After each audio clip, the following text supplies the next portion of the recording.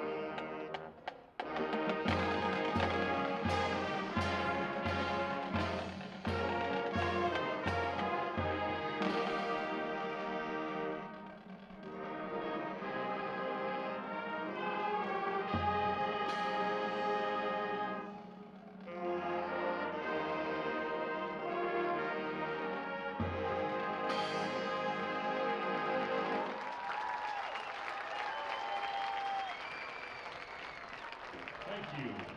And now let's give a warm welcome to our Bobcat cheerleaders. Chloe Barber, Amber Brockberg, Delilah Folds, Maya Gungelson, Grace Lesnar, Kyra McClemens, Carly McGuire, Grace Prusa, Ruby Simmonsma, and Kiera Steinhauer. Cheer coach is Hannah Simmonsma. And now let's meet the starting offensive lineup for the visiting Mitchell Kernels. Starting at a tackle, a junior, number 70, Connor Dagan. At a guard, a senior, number 73, Carson Podrosky. At center, a senior, number 75, Heyman Matz. At a guard, a senior, number 56, Tommy Jones. And at a tackle, a senior, number 77, August Anderson. At quarterback for the Kernels, a senior, number 12, Trayson Schultz. A receiver, a senior, number 14, A.J. Simpson. At receiver, also a senior, number 31, Lucas Bennett. A receiver, senior, number 8, Jagger Tyler. At a running back, a senior, number 24, Bryce Palmer. And at running back, a sophomore, number 41, Parker Denny. Assistant coaches for Mitchell are Zach Clement, Trevor Krugman, Pat Larson, Walt Moody, and Eric Whitty. Head coach for the Mitchell Kernels is Kent Van Overshield. And now, Bobcat fans, on your feet, raise the flag for your starting defensive lineup for the Brookings Bobcats. At a linebacker, a senior, number 6, Jackson Eck. Another linebacker, senior, number 22, Israel Cauldron. Also at linebacker, a senior, number 16, Jackson Hoffman. And an outside linebacker, number 11, a junior, number 30, Ethan Hauptman. In the defensive backfield, a senior, number 1, Spencer Christie. Also in the D backfield, a senior, number 24, Tyson Grant. In the secondary, a senior, number 8, Justin Koppel. And rounding out the secondary, a sophomore, number 4, Charlie Bisgar. Your starting big Bobcats up front, a senior, number 44, Carter Wright. Also on the D-line, a senior, number 66, Daniel Hughes. And your other starter up front is the senior, number 70, Caleb Ward. Assistant coaching staff is Paul Ratterman, Tyler Schneider, Casey Blake, Austin Koenig, Darren Moore, Bruce Johnson, Connor Landberg, Mark Musselkanaus, Jason Seaburn, and Jared Hunnemer. And your head coach for the Bobcats is Brady Clark.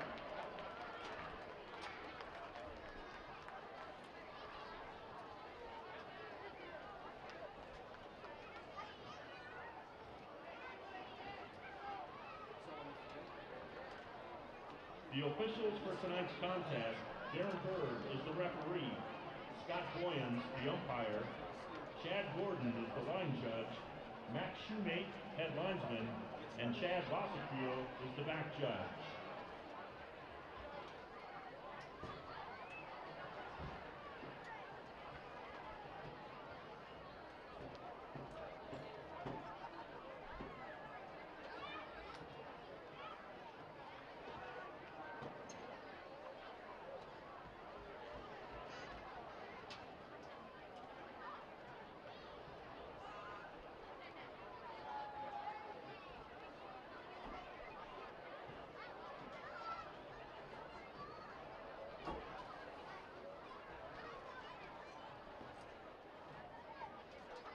Taken. Looks like Brookings has won the toss. They'll defer to the second half, so they'll kick off here. Bobcat football brought to you by Cubby's Sports Bar and Grill. We appreciate them for presenting Bobcat Sports. Brookings in their home red jerseys with white trim, red helmets with white and black trim, and black pants tonight. Mitchell in their white away uniforms with black trim and black and gold, black helmets with gold trim, the gold M. It kind of looks like the Michigan M on it. Introduction of officials brought to you by Consumer Protection. Our head referee tonight, Darren Berg. Umpire, Scott Boyens. Line judge is Chad Gordon. Jim Johnston is the head linesman. The back judge, Landon Kemp. The introduction of officials brought to you by Consumer Protection. And the temperature of the game.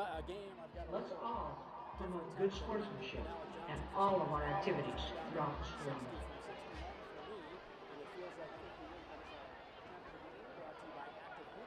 It's our kickoff temp of the game, brought to you by Active Heating. So moments away from getting underway here, the Bobcats will kick it right to left from our vantage point here in the press box at Dana J. Dykehouse Stadium. And then Mitchell going back left to right. Also want to say thanks to Bose Construction, Anderson Insurance, Central Bank, Brookings Chiropractic, Stony Brook, Brookings Health System, Kubota, and Brookings Engraving. I've got the pullover. I was wearing it most of the day. I took it off when I got up here because it feels nice in here. It's beautiful up here, yeah. And I was hooking everything up. I got a little warm, so I put it over the back of my chair. I may need it again, though. There's the kick. Deep to the left, bounces at the 10, picked up, and run across the 15, avoiding a tackle across the 20, across the 25, the 30, down the near sideline. He may take it all the way. That is number 31, Lucas Bennett, with the return. It is going to be a 90-yard touchdown return to start the game on the opening kick for the Mitchell Kernels. And the Bobcats just let him weave his way around tackles, and he got down the near sideline. When the kick landed, I thought that actually isn't a bad kick. You know, it didn't get to the end zone. It didn't go out of bounds like you had mentioned. He picked it up at the 10. Brookings had some guys there, so it almost seemed as though that was going to work. Like you said, got through a couple tackles. Before you know it, he's at the 50 with nobody out in front of him. Not how Brookings wanted or needed to start this game. Weaved a little left, weaved back a little right, found the sideline and turned on the juice. He's got some burners. So Brennan Rose on for the extra point. And just like that, the Kernels could be up 7-0. The kick is up and good. It is 7-0. The opening kickoff taken 90 yards by the Kernels, and they lead 7-0 with 11:46 to go in this first quarter. They'll kick it back to the Bobcats when we return. You're listening to Bobcats football on the Brookings Radio Sports Network.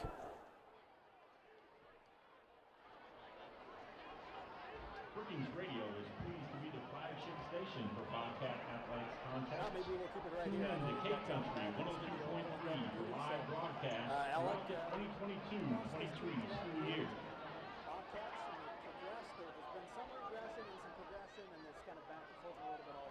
Exactly, yeah, and I know, thinking didn't start with a quick return, but did start off very slowly. Back to that game, they got 21-0. Homecoming night is what it was, and we were talking to ourselves thinking this could get ugly real quick. They came back, and it turned out to be an excellent game. I know Coach Clark doesn't want to start every game like that where they need to bounce back, but again, here's a test right now. You give up a 90-yard kickoff return. You're down 7-0, 14 seconds into the game. How are the Bobcats going to bounce back? Because, you've got playoffs here coming up. You're going to find yourself down throughout the game at the playoffs. So right here's a great chance to prove to Coach Clark that these guys can come back. I know that's not how they wanted to start, but luckily there's still a lot of game left to be played. High, short kick taken by Will Conrad at the 16, straight up the center of the field, across the 20-25, across the 30, down at about the 32-yard line. That'll be about a 16-yard return for Will Conrad, and the Bobcats will have their first possession. Yeah, you don't want to test your team's resilience every game. Not every game, no, especially not 14 seconds into the game. Right. But still, if you're going to test it, this would be maybe the last week to do it. Yeah. Until the playoffs. And as early as possible in the game's not necessarily bad. You got plenty of time to battle back. They showed resilience last week as well against Harrisburg, down 41-0 at half. Played well in the second half. They lose 41-7. They actually outscore them in the second half. Koffel in the gun, 3 wide to his left on the near side. Looking in the flat, and it's covered. He's going to have to tuck it and run. He's going to be tackled. He loses the ball, and we'll await the call to see who got on top of it. It looks like Brookings got back on top of it. I didn't see who jumped on it. Looks like it might have been number 65, Braden Stadler, who got back on it. He's limping too a little bit. I think when he went down on it, somebody landed on him. Yep. Looks like he's holding that left knee. It's a dangerous spot to be fighting for a fumble on a football field. Looks like Laura's going to come in for him. And it looks like he is going to come off. Limping just a little bit. Looks like his left leg. So a loss of 2 brings up 2nd and 12. Back on the 30 now. 4 wide. And a handoff right up the gut. Was that Conrad or was that Cauldron? Cauldron got the handoff right up the middle. And he picks up about 4. So it'll be 3rd and 8. And they just spread the field and gave it to Cauldron right up the gut. Don't lose 2 yards on first down. It'd look a lot better. Be 3rd and about 6 right now instead of 3rd and 8. Koffel in the gun. Brandt in motion. Hands it off to Brandt. Right side. He's got room across the 35. Cuts it back at the 40. Takes it down to the 43. Got a yard more than he needed. Needed 8. Got 9. And that moves the sticks for the Bobcats. A big pickup there for the Bobcats on their first possession. They got themselves in a hole and dug back. They did, and that too, going back to that homecoming game, as I recall, they also started getting into those 3rd and longs, 3rd and 12s, 3rd and 10s. Eventually they got it to a little closer, which were manageable. And that right there, 3rd and 8, not their most ideal situation, but Brandt with an excellent run to get them that first down. What they needed here on this first drive to respond, again, to that kickoff return that Mitchell had to start the game. Inside 10 to go here. In the gun is Koffel. He hands it to Brandt in motion again. Right side across the 45. Falls at about the 48, a couple yards shy of midfield rather. Gain of about 5. So 2nd and 5 on the way. We'll say thanks to to Hy-Vee Food Store. They're proud to be a friend of Brookings High School and to support Bobcat athletic teams, fine arts programs, and student organizations. Koffel back in the gun. 2 H-backs. Cauldron to his left. Hands it off to Cauldron. Right up the gun. He almost outran the handoff, but he did grab it. He gets about 4. It'll be 3rd and 1. I think Koffel almost took him by surprise. He's like, oh, you're a little farther ahead of me than I thought you were going to be when I handed it off. But Too fast. Yeah, but they did somehow get the ball transferred, and it's 3rd and 1. So they'll go with 4 wide, 3 to the near side, the left of Koffel, the wide side of the field. Cauldron to the left again of Koffel. We'll get a whistle before the snap here, and it's going to be a false start on the Bobcats, and it'll be 3rd and 6.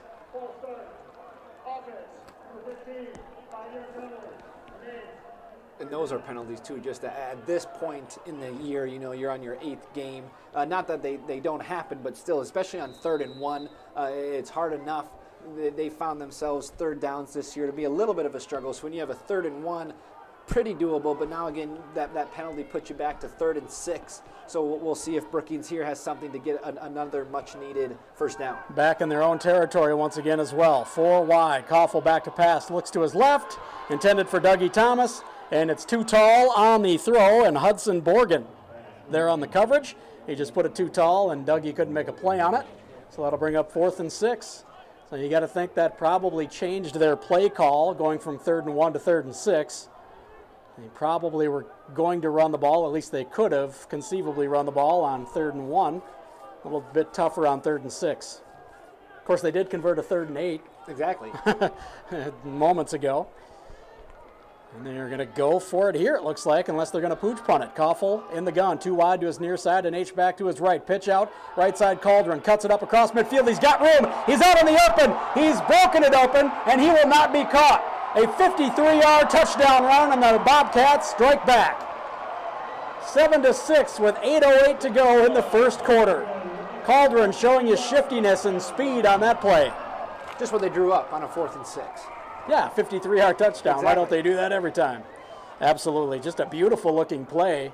Opened up for him, and he made the necessary stutter, jump cut, and he was gone. And he shot between all the defenders. Blew any angle any defender might have had on him.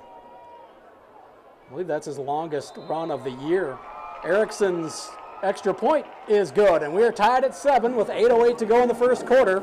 The Bobcats will kick it back to the Mitchell Kernels when we come back in 30 seconds. You're listening to Bobcats football on the Brookings Radio Sports Network.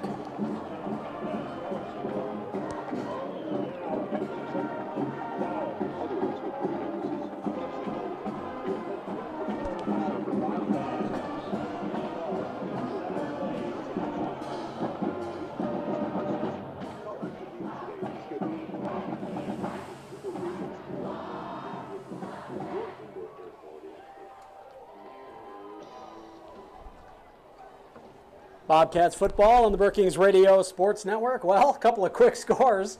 Mitchell takes the opening kickoff back 90 yards for a score, and then the Bobcats get the ball back, and they have a 53-yard touchdown strike like that by Israel Cauldron, and it's 7-7.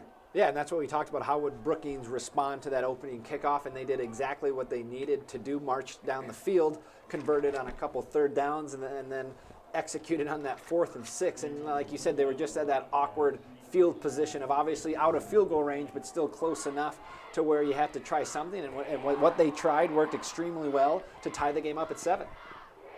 Not even halfway through the first quarter. 14 points on the board. Bennett takes it at the 8. Runs right up the right side and steps through a tackle, avoids another one. Cuts through 2 defenders, finally taken down. Looked like he might have another one broken open, taken down at the 32.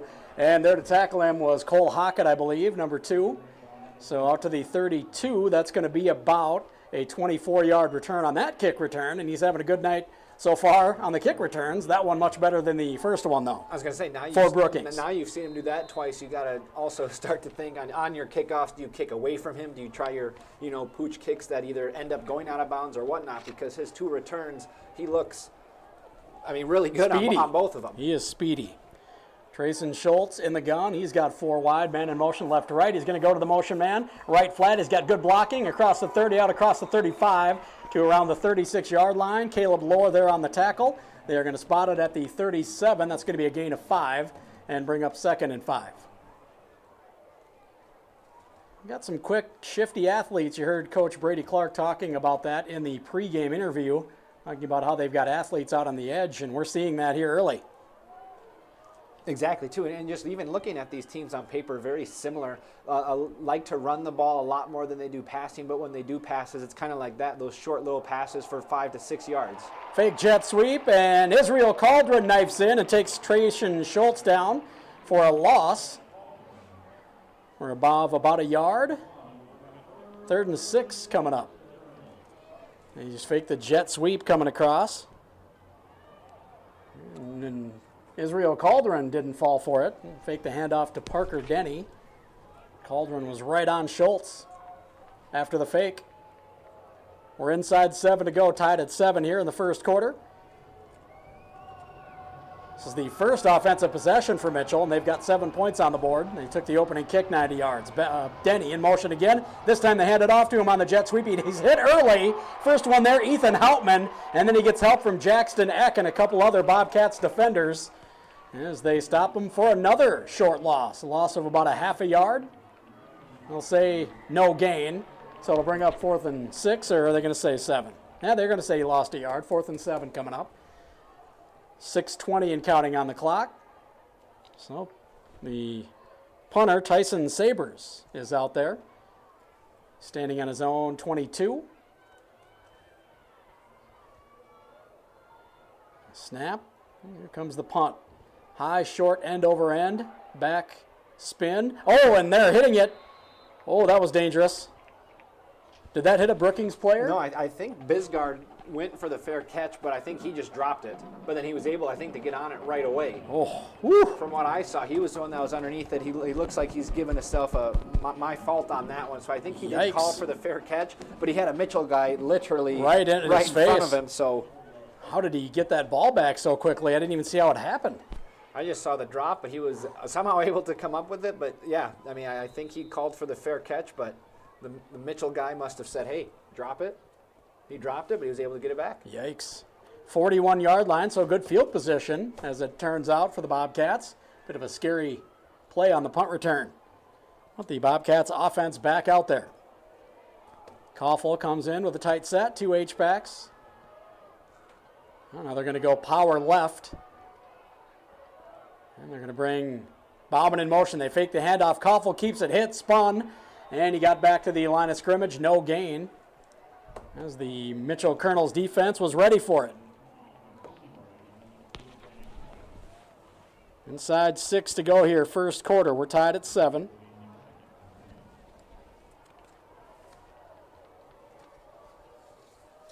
Coming up on 5.5 here to go. The Bobcats are going to go with 3 wide to the right. That's the wide side of the field to the right of Koffel. Cauldron to his left. Koffel in the gun. Snap. Looking to pass. Throwing right.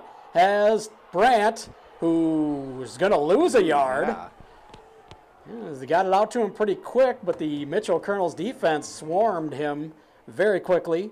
Lucas Bennett, one of the players, I believe he was the first one there, but there were 3 players there for Mitchell ready to make a tackle. Well, 5 minutes to go here. And here's where they're in those situations. 3rd and 11. Koffel's not one that throws the ball deep, when he does throw it. Again, it's kind of like those right there, those short yardage situations. So again, might be something similar where they're going to try and get it to a manageable 4th and 5 or whatnot, but 3rd and 11, not what they want to be in right now. Koffel back to pass, throws it. I think he got hit as he threw and he couldn't get it out there, couldn't get enough on it. Dougie Thomas, the intended receiver, there was a defender there anyway. That was number 42, Hudson Borgen. So it's incomplete, and it'll be 4th and 11, and the Bobcats will bring the punting unit on. So a couple of quick scores, and now a couple of quick punts. Erickson standing on his own 25-yard line.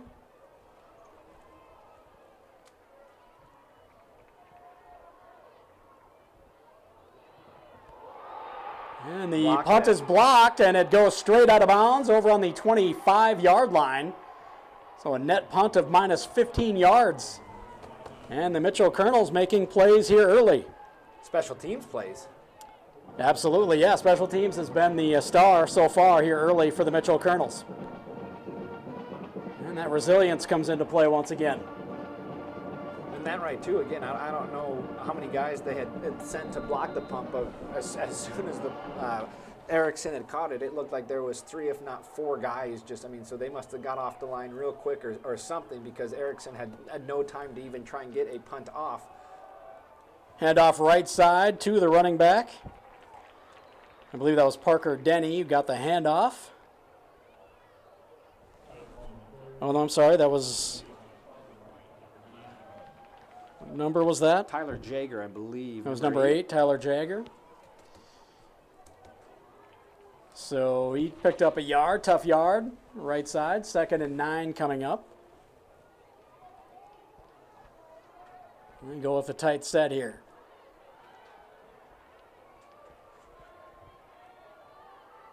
Going to hand it off again to Jagger, right side. And about a carbon copy of the last play. A gain of a yard. 3rd and 8 coming up. Only difference is they had a man in motion on that play, but the result is the same. Yeah, looking at their season totals, Mitchell has about 1,400 yards on the ground running. Brookings was the same. They had just shy of 1,300 when it came to passing.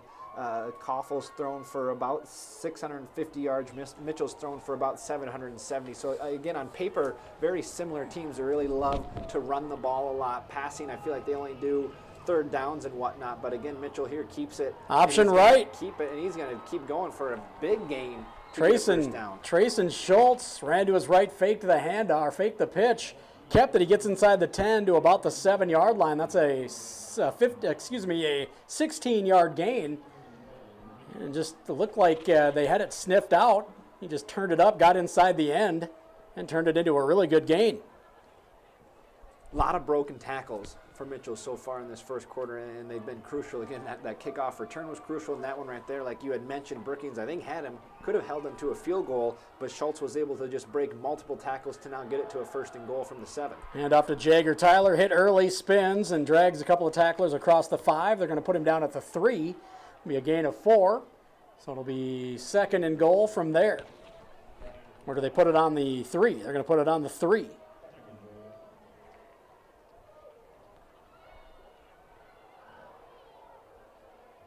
So second and goal from the 3 for the Mitchell Kernels. They're driving, and we're tied at 7 as we come up on 2 minutes to play here in the first quarter.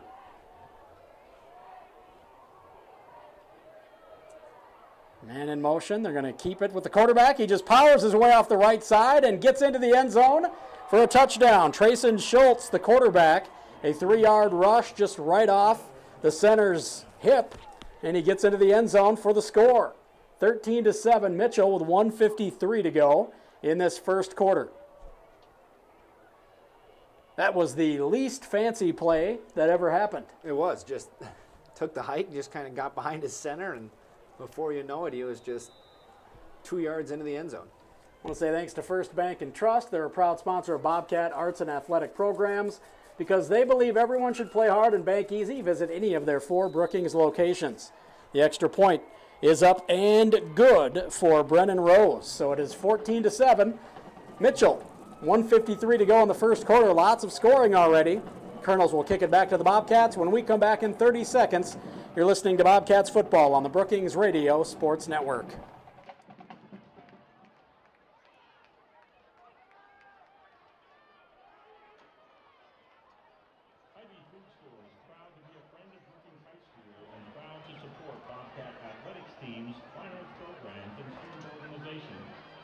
And First Bank and Trust is a proud sponsor of Bobcat Arts and Athletic Programs because we believe everyone should play hard and bank easy.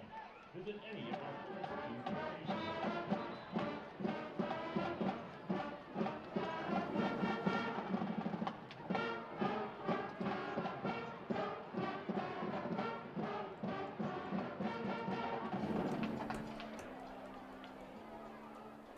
Bobcats football brought to you by Cubby Sports Bar and Grill. 14-7. We have 21 total points already, and we're not even through the first quarter. 1:53 to go, and the Kernels about to kick it back to the Bobcats. Brennan Rose has it teed up on the 40. Here comes the kick. Short, bouncing kick across the 30, and it bounces off of a Bobcat. Bounces across the 25. It'll be picked up there, actually covered up there by Blake Waterman is the one who, I believe, ended up picking it up. The first player to touch it was Malachi Ramsey. He tried to dive and just cover it up. He should just let it come to him and sit down with it. But the Bobcats, in any event, end up with the ball on their own 27. That is where they'll set up shop on this drive. 1:51 to go in the first quarter. Koffel with 4 wide, 3 to his left and 1 to his right. Now he brings Brandt in to the right side. 2 receivers to either side. He's going to look to his left. Throws, and intended for Dougie Thompson. Again, a short throw. I'm not sure if it was the wrong route by Thomas or if Koffel just didn't get enough on it. It looked like Koffel sort of raised his arms at Dougie like, what are you doing? But in any case, incomplete. 2nd and 10. And again, that's not something you see Brookings do a lot of pass on first down. But again, Mitchell's probably watched enough film on them to know they are such a run-heavy team. I think that's what Brookings is going to have to do tonight is try and catch them off guard with some throws on first downs.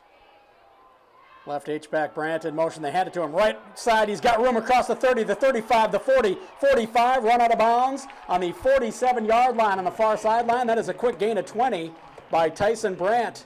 Just on that left H-back spot, he came in motion. They handed it to him, and he had plenty of room off tackle. And plays like that work as well, I guess. If you can't get the throws to go, then just give it to Cauldron or give it to Brandt, and they'll pick up some yards for you. Running on that right side has been successful here early in this game for the Bobcats.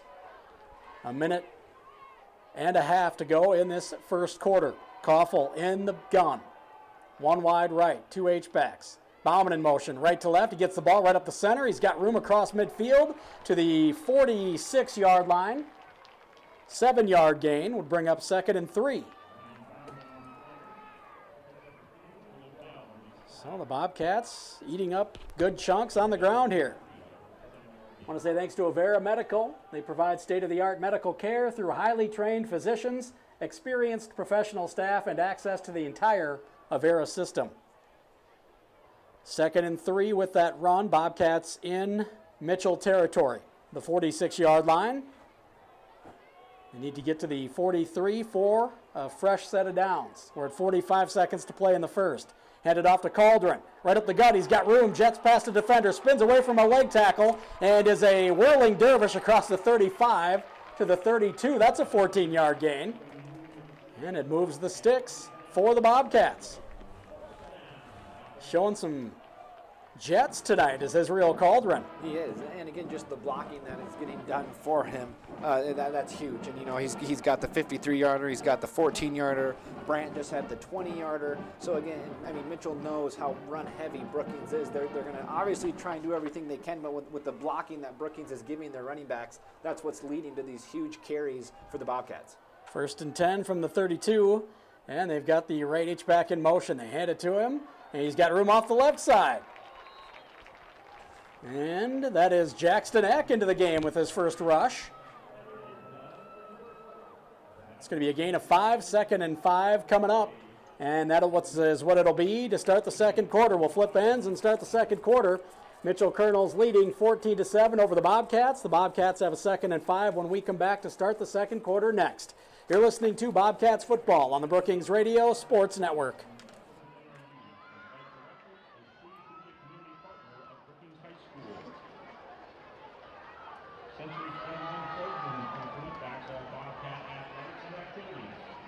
Team agents through the home team advantage of all your real estate needs. You can find us at century21bookings.com. Go Bobcats!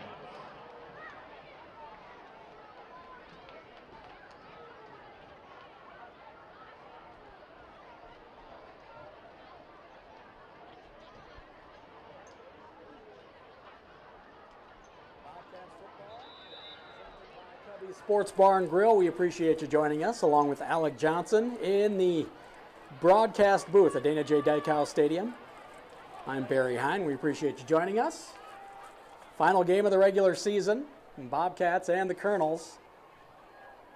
Kernels lead 14-7 after the first quarter. Now the Bobcats in the second quarter going left to right from our vantage point in the press box. They've got a 2nd and 5. Koffel in the gun. 2 H-backs and a wide out left. Cauldron in the backfield with him.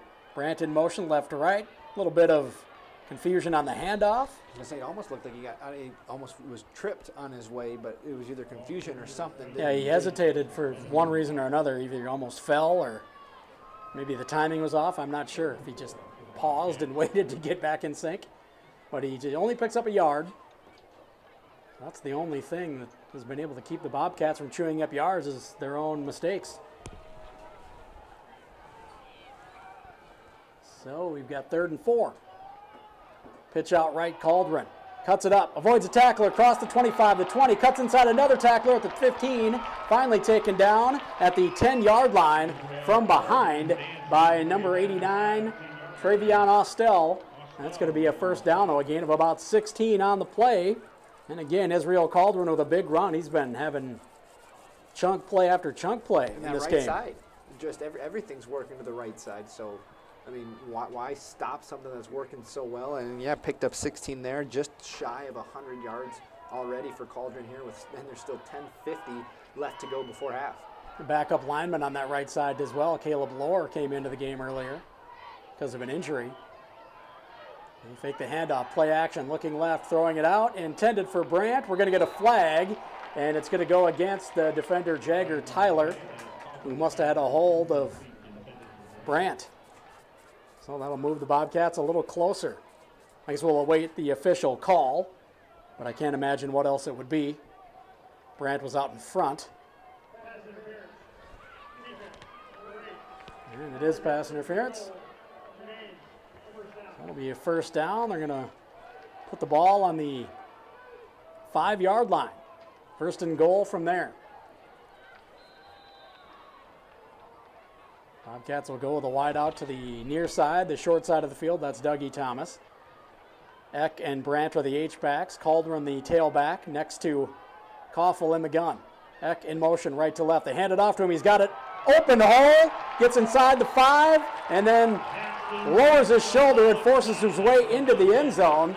2 players hit him, 24 Bryce Palmer and 22 Brennan Rose. But Eck just uses his strength and falls across the goal line. And the Bobcats are within one with the extra point pending. That hole opened up huge on that left side that time. It did. You could see he lowered his shoulder. He saw that end zone. I don't think there was anything going to stop him. I mean, he averages 13 and a half tackles on the defensive side of the ball, but he also can do it on the offensive side. Senior night. Got to leave it all out there. I think I heard somebody say once. 14-14 as Erickson's extra point is good. 10:35 to go in the first half. The Kernels will receive the kick from the Bobcats when we come back in 30 seconds. You're listening to Bobcats Football, brought to you by Cubby's Sports Bar and Grill on the Brookings Radio Sports Network. Pushing the amount now to $900.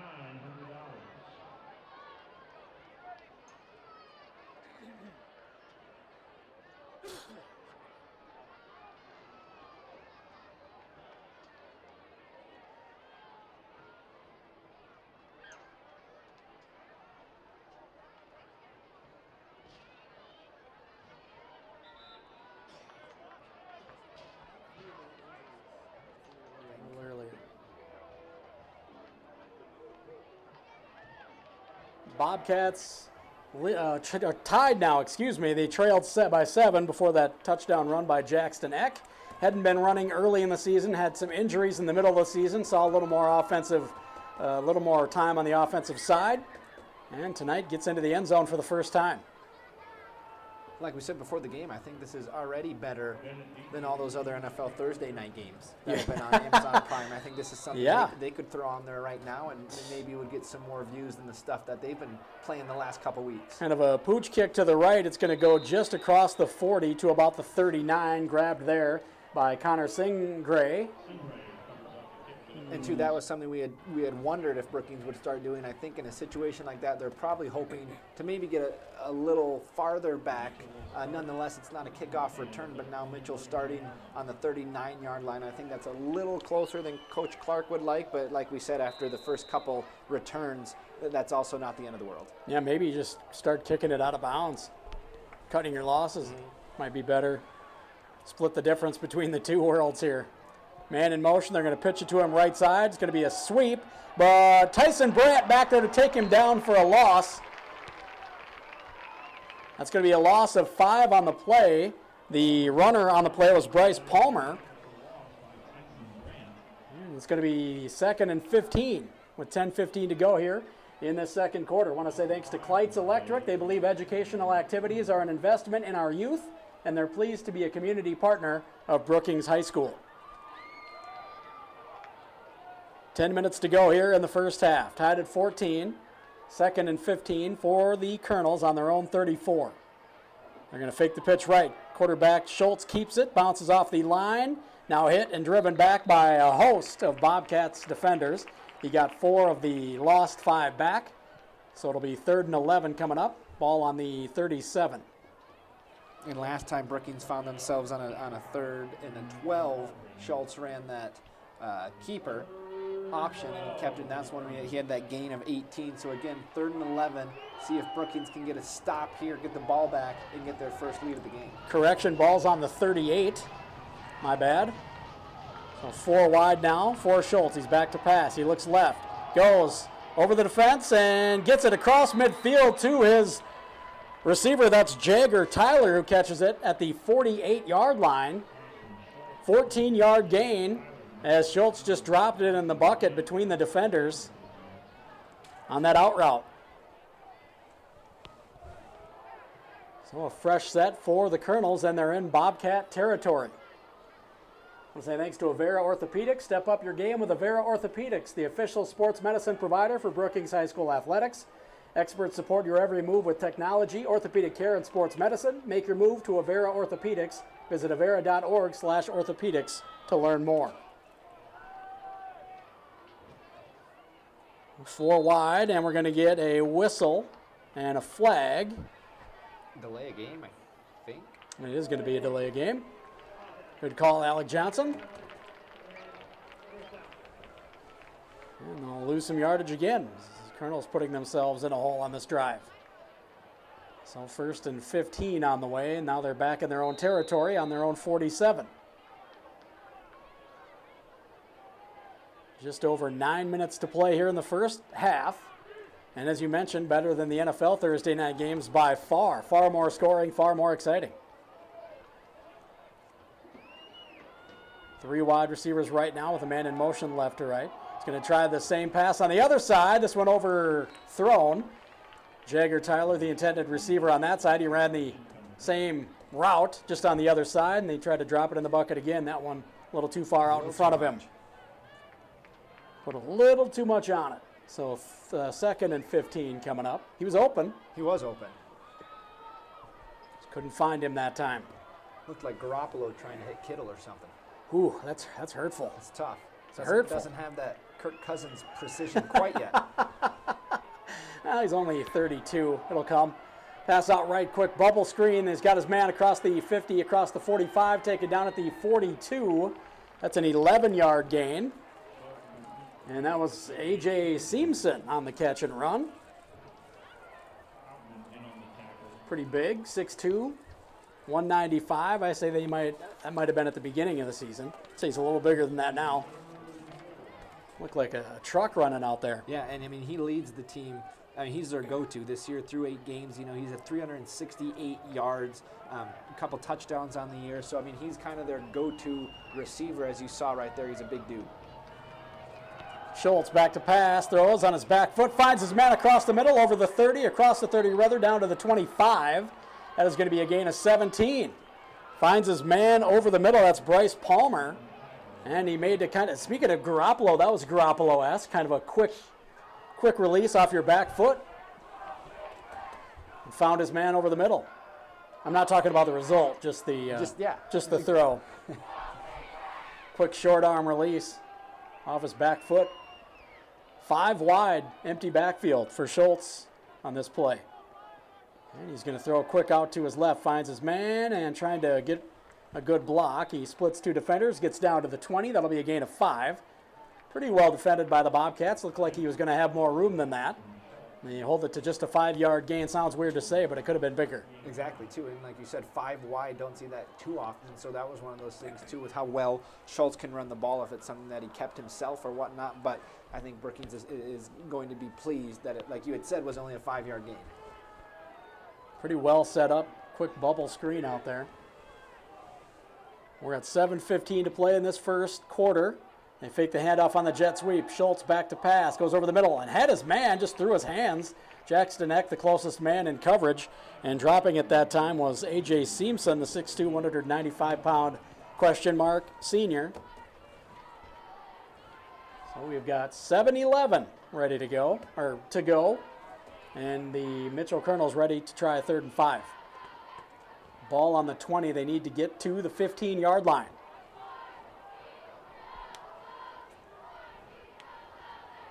Schultz on the year. 770 yards passing. Just 4 touchdowns. He looks good tonight. Rolling to his right as he's flushed out of the pocket. He's going to tuck it and run, and he's racing toward the line to gain. He gets it plus a yard. Needed 5 and got 6 to the 14. Well, it's a fresh set for the Mitchell Kernels. From the 14-yard line, they're threatening, knocking on the door of another score here. We've already got a 14-14 tie.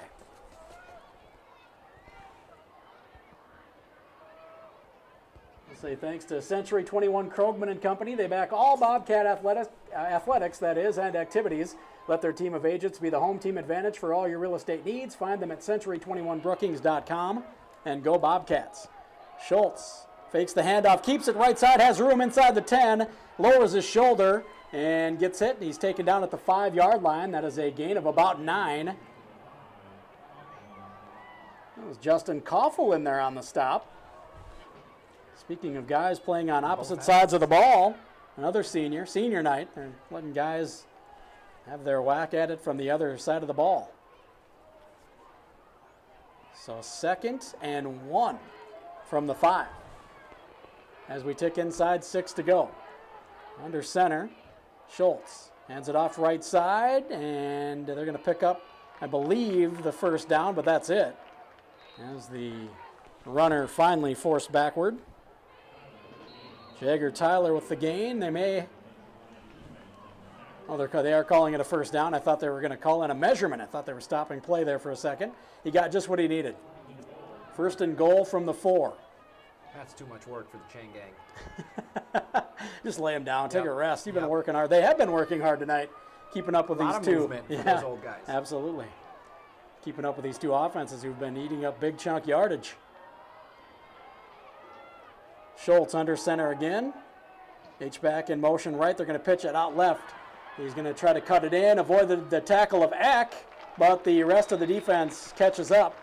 And they'll take him down, gang tackle at the 3 yard gain, that is. So second and goal from the 3. 5 minutes to go. Ball on the left hash for the Kernels. And they're in no hurry. They're going to start running a little clock here. No matter what happens, they're going to try to give Brookings the least amount of clock to work with before halftime. Under center, Schultz, H-back in motion right. He's going to drop back and throw it to the pylon. I think the receiver got away with a big push, but no call. It's going to be a touchdown touchdown Kernels.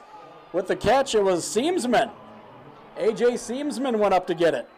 It looked like he pushed off, obviously, but there was no ref in position to call it. And you could see the coaching staff, too, was down there right in front of it. You can see Coach Clark right now, I think, asking for an explanation because, yeah, as soon as Schultz had thrown it, it was good coverage by the looks of it, but then before you know it, Seamson did have that separation for the easy catch and the touchdown. So look, it will stand 20-14, extra point pending. Brennan Rose out there for the kick, and he, I believe, hit the upright. But it is good, and it is 21-14. Kernels lead over the Bobcats, 4:28 to go in the first half. The Bobcats will receive the kick when we come back in 30 seconds. You're listening to Bobcats football presented by Cubby Sports Bar and Grill on the Brookings Radio Sports Network. It will keep you moving. Avera Orthopedics, the official sports medicine provider for Brookings High School athletics. Avera Orthopedics helps you move freely and live life to the fullest with innovative treatment options customized to your bone, muscle, and joint needs. Trust the leaders in orthopedic care to keep you moving forward. Visit avera.org/orthopedics to learn more.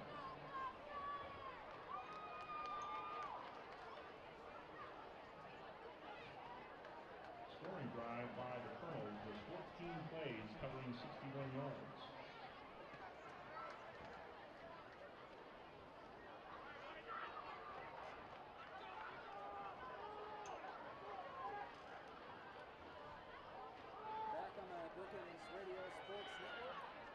And the Bobcats trail again, 21-14.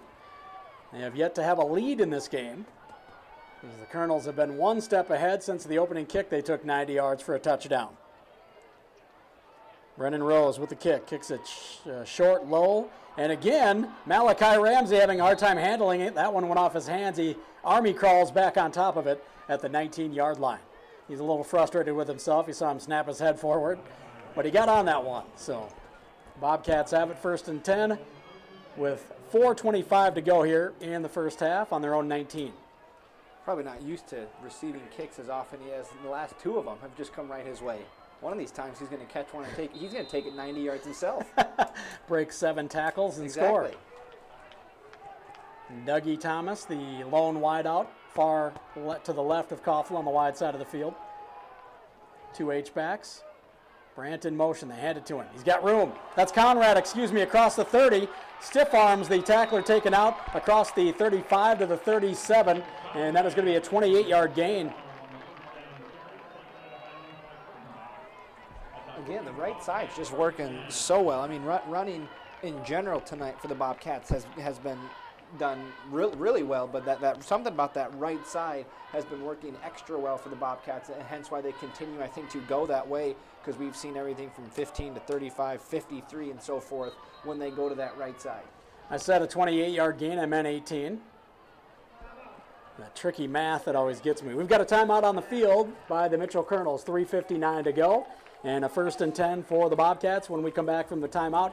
In 30 seconds, you're listening to Bobcats football presented by Cubby Sports Bar and Grill on the Brookings Radio Sports Network. And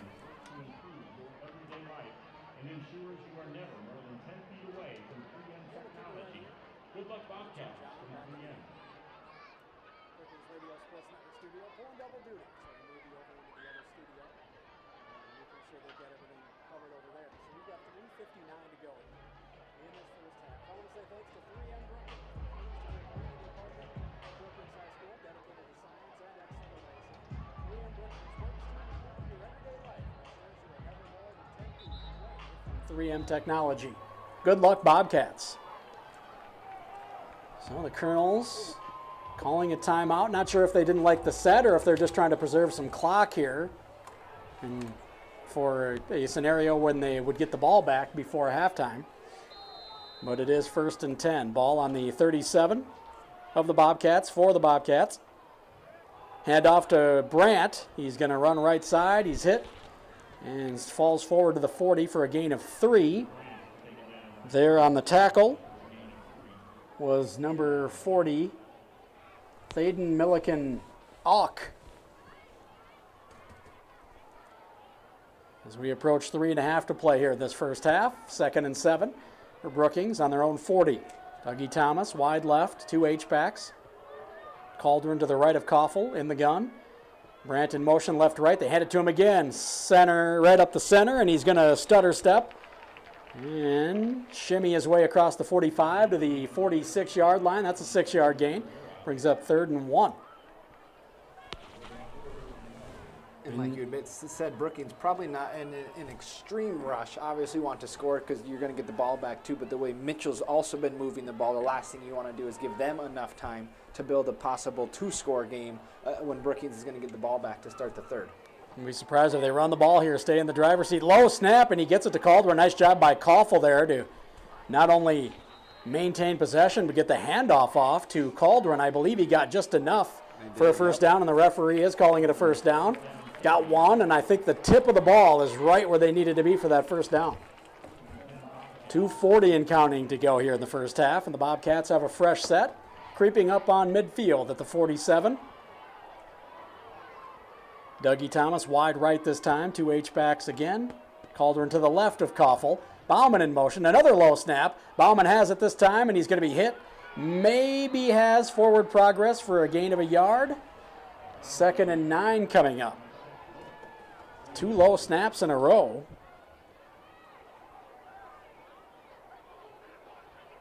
So something the Bobcats need to get shored up there. Nice job by Koffel on both plays to keep it off the turf.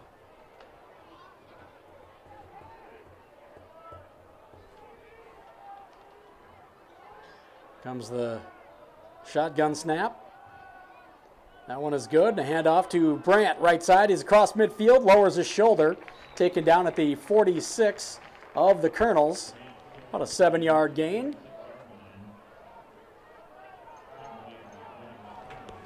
3rd and about 3, or about a 6-yard gain, 3rd and about 3. And we're going to get a timeout by the Bobcats this time. We'll take a quick one with them. It'll be 3rd and 3 for the Bobcats. When we come back in 30 seconds, you're listening to Bobcats Football, presented by Cubby's Sports Bar and Grill on the Brookings Radio Sports Network.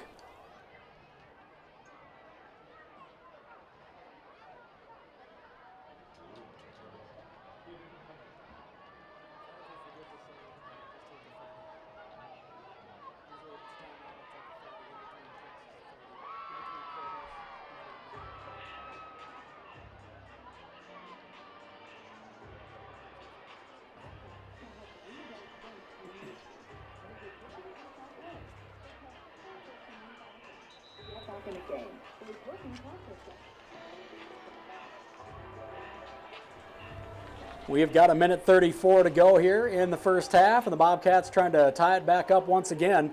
It was 7-0 Mitchell, 7-7, 14-7 Mitchell, 14-14, now 21-14 Mitchell. The Bobcats have a 3rd and 3 on the 46 of the Kernels. Right side run. And turning it up is Koffel. He's going to have enough for the first down, plus about 2, maybe 3. He gets to the 40. That's a gain of 6. A fresh set for the Bobcats. Best run of the night for Justin Koffel. Nice catch there to another low snap, but Koffel able to still pick it up, gain 6, keep the chains moving, and now we're looking at 1:15 left to go. So now you got to have a little sense of urgency. You're still nowhere near field goal range, but like we said, you want to try and get on the board here since you're going to get the ball to start the third. Senior James Olson, the center. And there's a good snap there. Koffel drops back, throws on a little wheel route out to the left. It was intended for Will Conrad, and a little too far out in front of him. It would have taken a precision pass to get right to him, but it's going to be incomplete and brings up 2nd and 10. Ball on the 40 of the Kernels. Just over a minute to go. Now the Bobcats can be a little freer with the clock. They don't have to worry about anything. They just do what you're going to do to try to come out with some points here heading into the locker room. 2 H-backs. Wide out left, that's Dougie Thomas.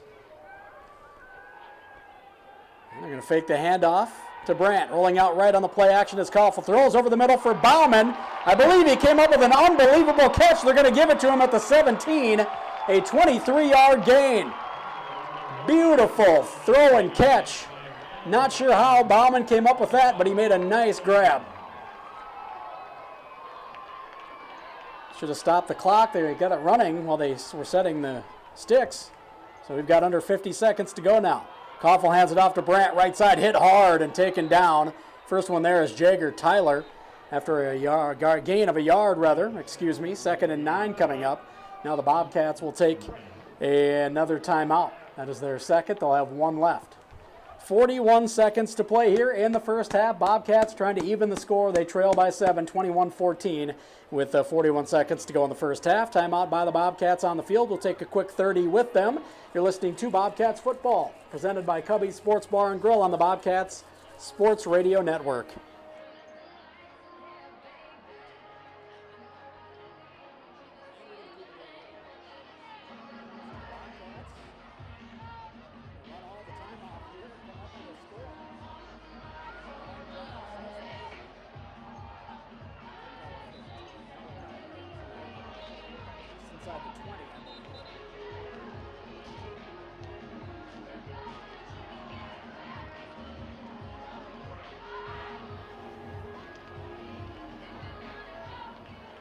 On a 65-yard drive so far. My math doesn't fail me again. 4 wide for Koffel. Conrad stays into block. Excuse me, that is Cauldron who stays into block, but it isn't going to help. He's going to be sacked there on the tackle in the backfield. Is going to be Travion Austell. And that's a big loss. Big loss, yeah. They're going to call their final timeout. So now 34 seconds. See what they're going to have to do after this, because 24, that's a deep field goal, but that's about a 41-yarder right now. And that was a loss of 7, so 3rd and 17 for the Bobcats out of the timeout. So it would have been about a 24-yard field goal, and now it's about a 41. That's a big difference. And here you're, obviously going to probably just get into that field goal range, but again, you're also out of timeouts. So, I don't know if you are going to run the ball, you have to have that field goal unit ready to come out on the field, because it'll obviously be 4th down. You can't call a timeout or spike it. And 3rd and 17, I guess they could draw something up where they're going to try and get the 1st down, but if they're going to try and run it to get it closer, that field goal unit's just got to be on speed dial to get out there and try and get a field goal off. It'll be interesting to see how the Bobcats approach this. 2 wide to the short side of the field on the right here. And a man in motion left to right. The H-back. Koffel steps up in trouble, throws into the end zone. Oh, and he about got it to Dougie Thomas there on the coverage, and tipping it rather away on the last second is Connor Singray. Nice throw by Koffel. I thought he was going to get sacked, and that would have obviously just ended the half. So the fact that he escaped the sack, got rid of it, and just threw an excellent pass, just tipped away, that would have been quite the way to end the half.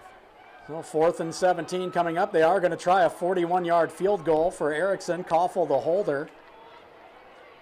And Rashay Rogers, or excuse me, the long snapper is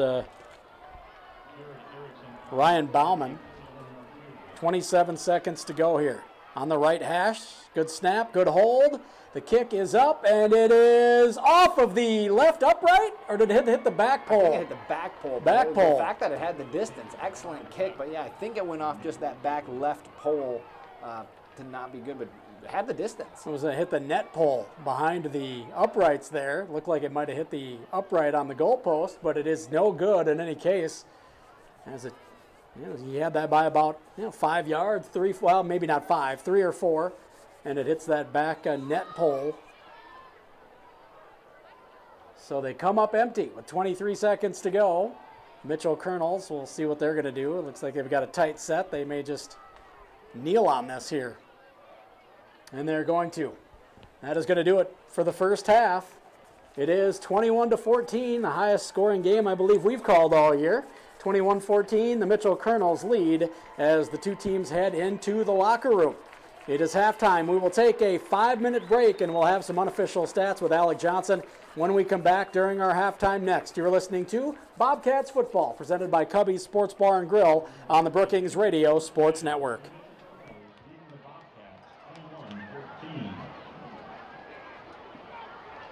Brookings fans, please consider joining the Bobcat backers. The backers help provide financial support to the Bobcat athletic teams.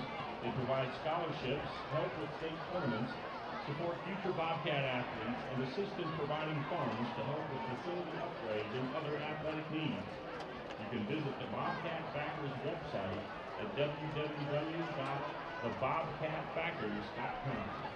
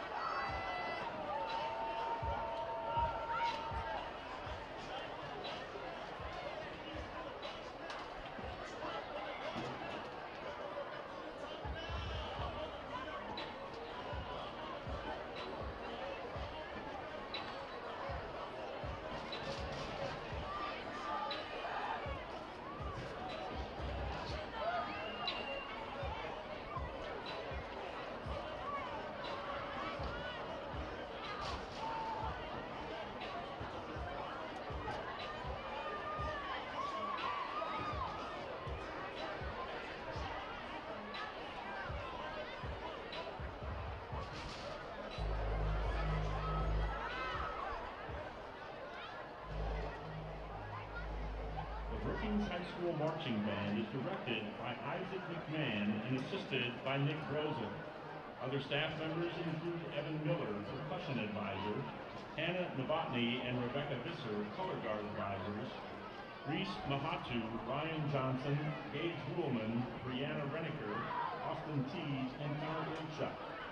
The design staff includes Dr. Ward Miller, Brandon Wickham, Angela Huntley, Patrick Lyons, and Dr. Jeff Grant. The Brookings High School Marching Band is proud to present the first two movements of their 2022 field show, Rise of Civilization, featuring Christopher Tin's Baba Yetu and original compositions by Ward Miller. We follow the evolution of humankind as they come together, make discoveries, and build great civilizations. Drum majors James Park, Emily Regalado, and Olivia Locker-Steris. Is your band ready?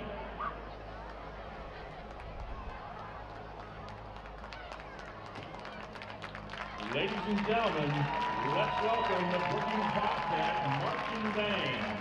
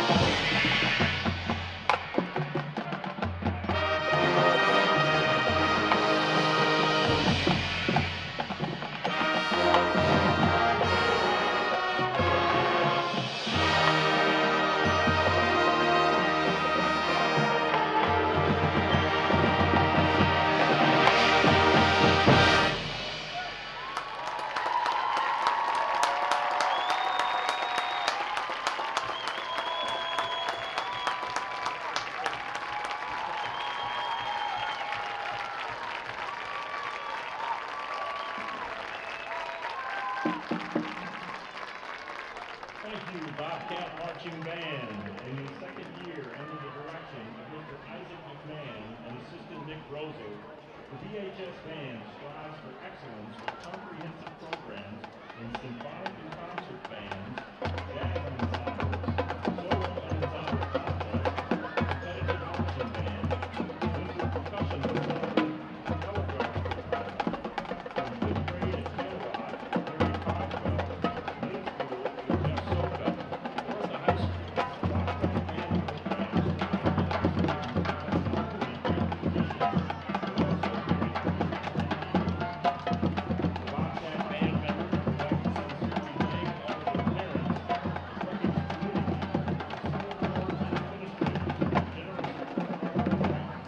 A special thank you to ABM Manufacturing of Brookings, Interstate Batteries at Arlington, and Sound Sensations of Brookings for their donations to the band this season. Lastly, thank you to the Brookings High School Band Boosters for their incredible support, and to all the fans in the stands here to support the band as well as the Bobcat football team. Enjoy the rest of tonight's game, and go Bobcats!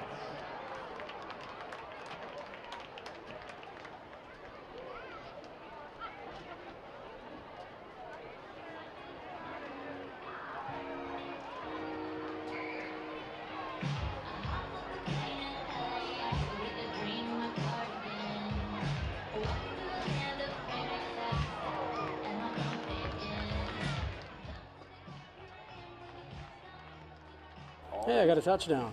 Taysom Hill scored. The man that does it all. I started him as a tight end. And yep, that was, he went off our waiver wires. Somebody finally picked him up a couple weeks ago for like.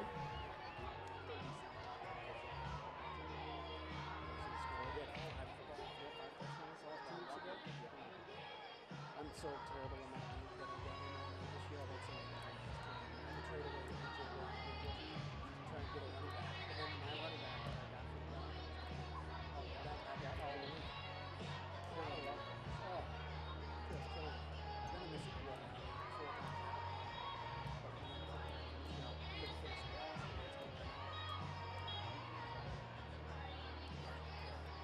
Like Vikings and the Broncos before they won a couple of movies.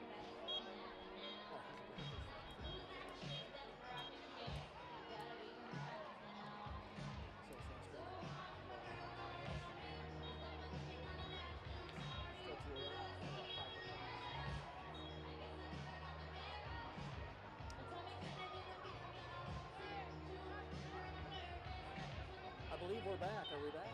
We're back. We've got 2 minutes to go till we get things kicked off here in the second half. In this one, the Mitchell Kernels leading at halftime, 21-14 over the Brookings Bobcats. Sorry if you heard us having our fantasy football talk. Supposed to be off the air. I think some of that got caught on the air. So Could have been helping viewers out. Maybe, Yeah, well- maybe they needed some fantasy tips. yeah, that's a ball. I don't know if I'm the guy to ask for fantasy tips, but still, maybe I gave him a secret or two. I'm in 3 leagues, so if you look at 2 of the leagues, you might think I'm decent, but then the 1 league, guy's like, what's this guy doing? He's terrible. So it's hard to, it's a toss-up. Listen, don't, you know, whatever. Oh. Sorry, I thought we were coming back there. I heard the music there and got confused. Thanks, John. Kiekhofer? Is that what I'm saying?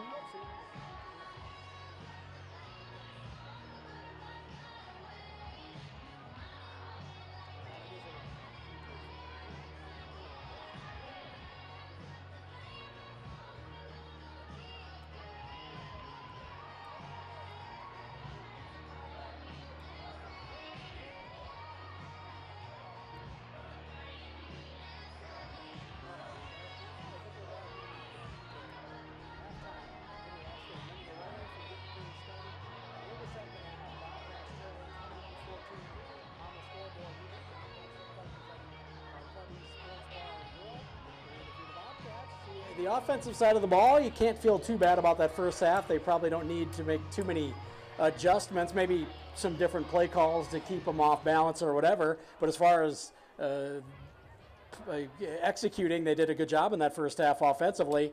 Defensively, they probably had some conversation going on in the locker room. Exactly, because you know if you would have said at half, you know Mitchell was only going to have 55 yards passing, 39 yards rushing, I wouldn't have guessed they'd be up 21-14. But like we had said, a blocked punt and a kickoff return can do wonders for you, and that's exactly what it did for the Kernels. Because defensively, Brookings has done a really nice job, you know. But we said at halftime there was the 3rd and 12 and the 3rd and 11 that Mitchell converted on both times, and both times it ended up leading to a touchdown on those drives.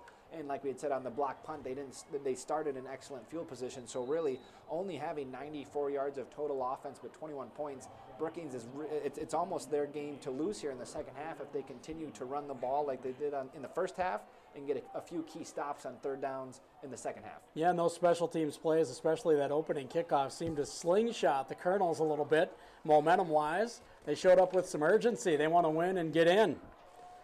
If they lose, they're done. So Brennan Rose kicking it right to left from our vantage point in the press box here. Back to, or rather to the Bobcats to start the second half. A deep, high kick. It'll be taken at the 16-yard line by Will Conrad. Bends it to the right. Lowers his shoulder and forces his way across the 30, and the ball came out. I think they're saying he's down. He was down before it came out. All right, I think, yeah, because Mitchell came away with that. That's Jagger Taylor who came up with the ball. But or Jagger Tyler, excuse me. But you're going to say he's down. Conrad was down before the ball came out. The Bobcats dodge a bullet. That would have been the exact opposite way. Another special teams started this second half. Another special teams disaster. So 1st and 10 on their own 32. They're going to hand it off to Brandt, but we're going to get a whistle. An illegal shift, possibly. Maybe a false start. We'll await the official call here from Darren Berg, our head referee. Oh, wow. Look at that. There you go. I picked 2 and I was still wrong. Trying to spread out my odds and I was wrong.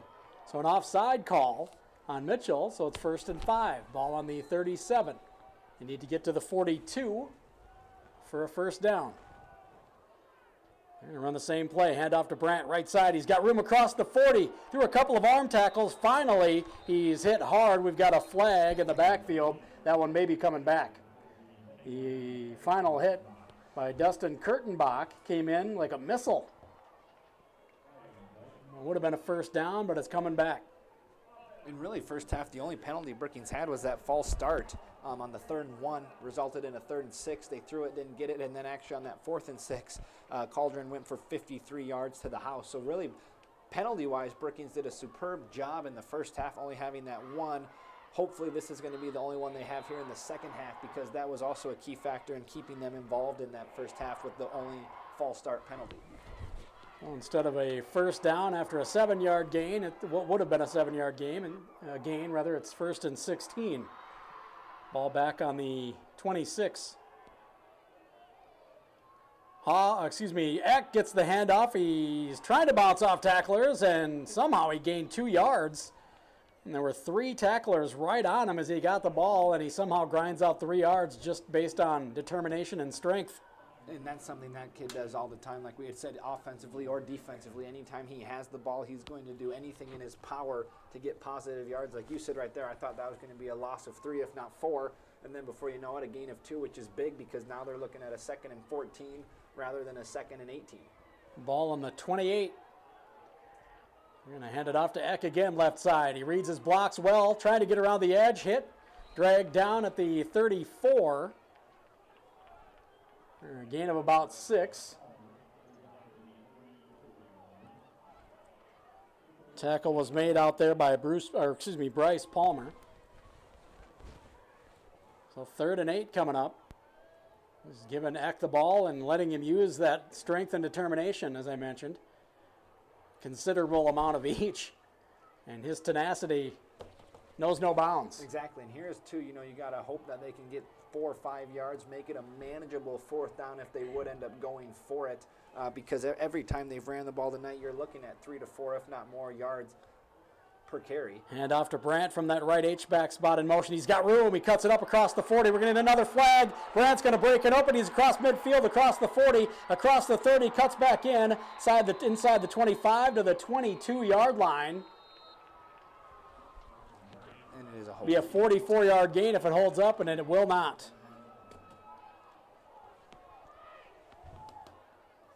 Flag back on the 39 of the Bobcats, so that's going to flip the field big. Well, the second offensive penalty that has really hurt the Bobcats. Both would have been 1st down. That would have been a 44-yard pickup for Brandt. And this is what we said, too. How would Brookings come out here in the second half and respond to that 7-point deficit? A couple early holding calls. That one crucial. Would have been a 44-yard gain, like you had said by Brandt. Now you're looking at a 3rd and 16, and something we've seen from Brookings all year.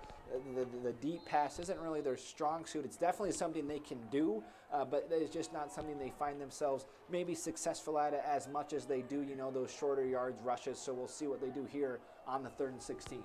I'm going to go with that power set to the right side. 2 H-backs on the right behind the tight end, and they're going to throw it out. Little flood pass. Now it's flushed out.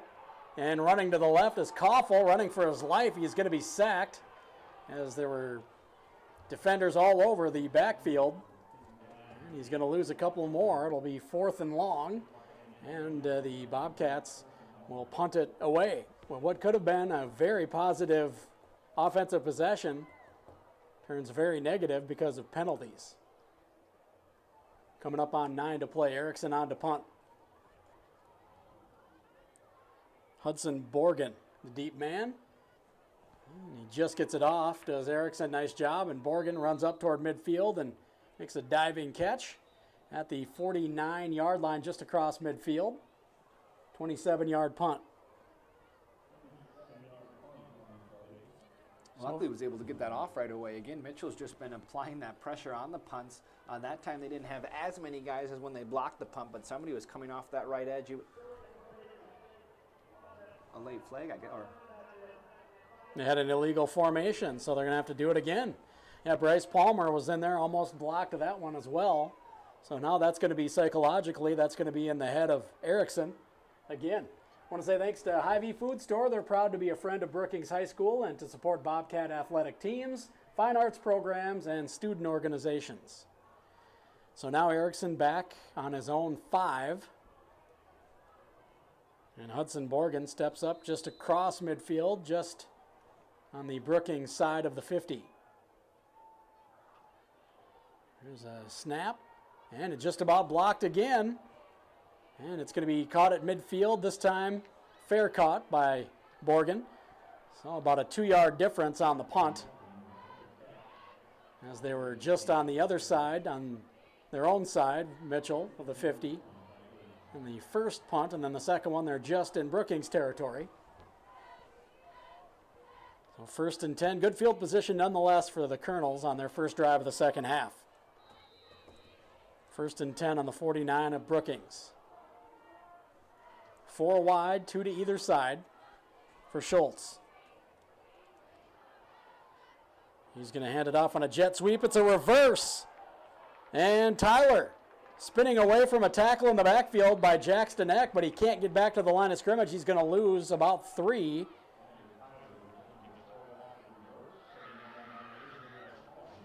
Israel Caldron came in the second wave and made the tackle.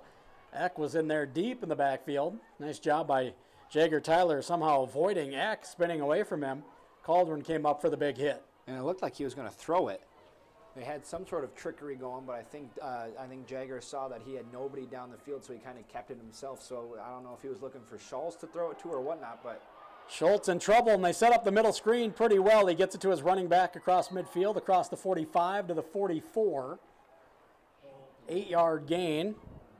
Parker Denny was the running back on the middle screen. Be 3rd and 5 coming up here. Nice job by Schultz not panicking, seeing that end bearing down on him. Calmly gets the ball off for a nice play. Ball on the 44 of Brookings. They need to get to the 39 of Brookings for a first down.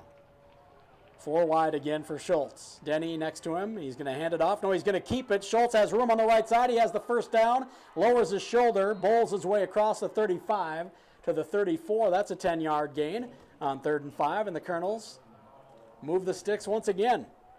And that's something Schultz just does such a good job of running the ball, kind of similar to Reichen that we saw a couple weeks ago, just was able to throw the ball so well, but also a threat on the ground. I know Schultz is one of the leading rushers for the Kernels, might lead the team in rushing yards, or I know he's up there quite a bit. I think he's 412 yards. I think he does lead him in rushing. So just when you're able to do both things so well, rushing and passing, it just keeps the defense guessing on plays like that, and it worked out for the Kernels getting the first down. Schultz fakes the jet sweep and keeps it after the fake to Denny. It's a nice gain off the left side. Not flashy. Didn't look like he was going to get much, but he ends up with 5 yards. 2nd and 5 coming up. Nothing remarkable about it, but it was effective. I want to say thanks to First Bank and Trust. They're a proud sponsor of Bobcat Arts and Athletic programs because they believe everyone should play hard and bank easy. Visit any of their 4 Brookings locations. Coming up on 6 to play in the 3rd. Kernels lead 21-14. And they've got the ball. Over the middle, he finds his man and had to reach behind him to get it to A.J. Simpson. He's going to pick up another first down. He gets it to the 19. And that is a gain of about 9 yards. Is that right? We've got some lights out on the scoreboard. Sounds right. Yeah. I trust your math. All right. It's a dangerous mistake. 4 wide again for the Kernels. Bryce Palmer, the back, next to Schultz in the backfield in the gun. And they get a little confused about the read option handoff, and the ball comes out. I believe the Bobcats may have gotten on it. We'll await the official call here. You could see them fighting over it. It was a tug of war for the football. I think Schultz was trying to pull it back, and it comes out, and the Bobcats come away with the football. Jackson Eck looks like he ended up with it. No Would anybody there. be surprised? Yeah. But I thought the same thing. The fact that Schultz held on to it for as long as he did, he looked like he was trying to get to the left with the ball, but he wasn't letting go of it. And then before you know it, they were both, just everybody was going for it. So some sort of confusion there on the play, but a much needed turnover by the Bobcats because Mitchell was knocking on the doors to make it a 2-possession game. Both Schultz and Palmer were saying, come on, give it. So the Bobcats come away with a turnover. See if the momentum will swing back in their favor. Heavy here. Hand off to Brandt, right side. Reads his blocks well, patiently, and forces his way to about the 29-yard line. That'll be a gain of 6. So 4 yards coming up on 2nd down for the Bobcats. A big play because the Kernels were driving. And that's just what the Bobcats needed, a turnover. And keep it a 1-score game, at least keep them off the board. Exactly. You would have thought at worst case if they a field goal out of it, but still then you find yourselves down 10 and it's a 2-possession game, so a much needed fumble, and Eck was the one that came away with it. Low snap again. Koffel picks it up just off the top of the turf, hands it off to Caldron. Caldron picks up the first down and gets an extra yard. Needed 4, got 5. And it's a fresh set for the Bobcats. Say thanks to Avera Medical. They provide state-of-the-art medical care through highly trained physicians, experienced professional staff, and access to the entire Avera system. 4:15 to go in the third. Handoff, Cauldron right up the gut. He scoots through a couple defenders, gets across the 40, hit and spun around down at the 45. That's a gain of 11. And another fresh set for the Bobcats. Couple first downs on successive plays for the Bobcats, and it looks like they might have it rolling here. And that puts Cauldron over 100 yards on the night. His 8th carry for 108 yards. And again, the 53-yarder helps, but still, I mean, he just, every time he puts the ball on the ground, he's gaining, it seems like 4 or 5 yards at the least. Multiple times he's seen 14, 16, 11 there. I mean, the dude just gets the ball and goes. Fake jet sweep to Brandt, and in the backfield, Koffel trying to play action. He's going to be sacked, and he's taken down in the backfield by linebacker Lucas Bennett, who's having a nice game. Had that opening kickoff return for a touchdown. Now we've got an injured Mitchell Kernel laying on about the 33-yard line.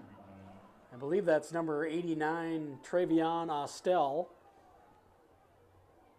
Either that or it's Drake Hofer, number 88, but I believe it's 89.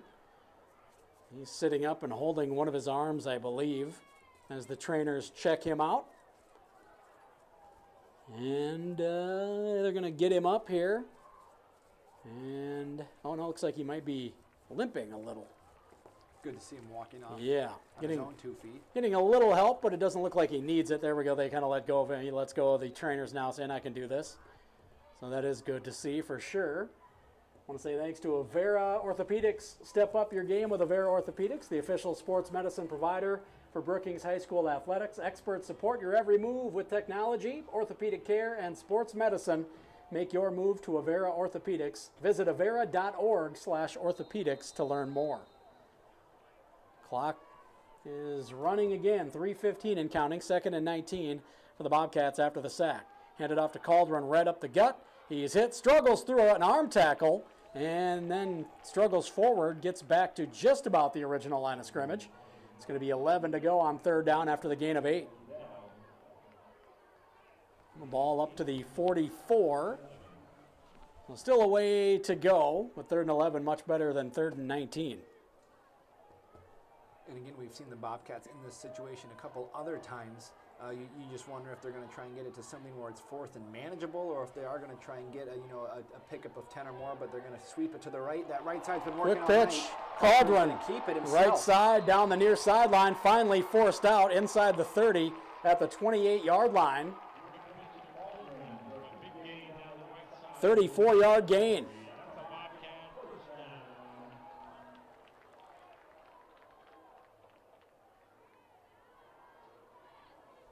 28-yard gain, excuse me. I keep adding 10 yards on somehow. I don't know how I keep doing that. Trying to help Israel Cauldron get Outlaw Graphics Player of the Game. Not that he needs my help. So the ball at the 28. That's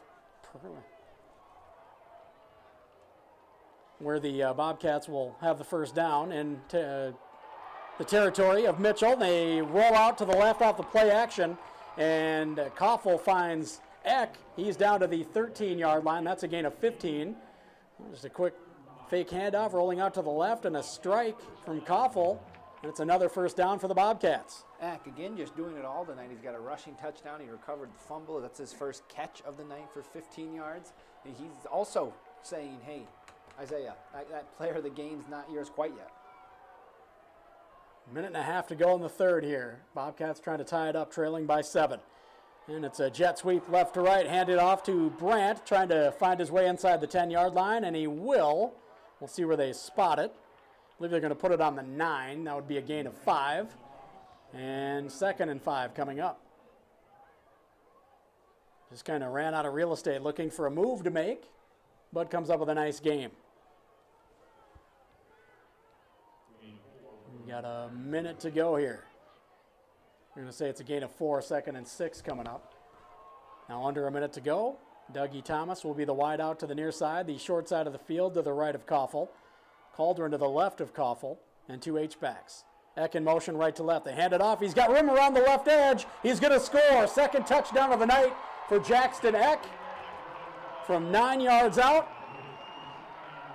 And that is going to bring the Bobcats to within 1 with 41 seconds to go and an extra point pending. Huge turnaround from what seemed like we had said Mitchell was going to possibly make this a 2-score game. A little confusion from Scholes on the one and ends up a fumble. Eck recovers. Brookings marches down the field. Eck with a 6-yard touchdown run, his second of the night. Jared Erickson back out there for another extra point, trying to tie this one up in the third quarter. The extra point is good. We are knotted up at 21s with 41 seconds to go in the third. The Bobcats will kick it back to the Kernels when we return in 30 seconds. You're listening to Bobcats Football, presented by Cubby's Sports Bar and Grill on the Brookings Radio Sports Network.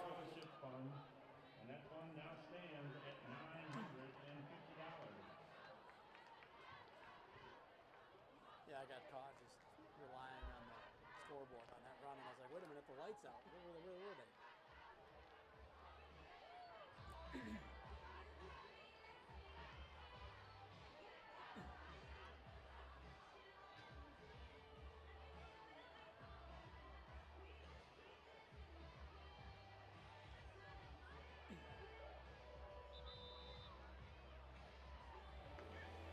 41 seconds to go in the third, and we are tied up. This has been one heck of a ball game here tonight.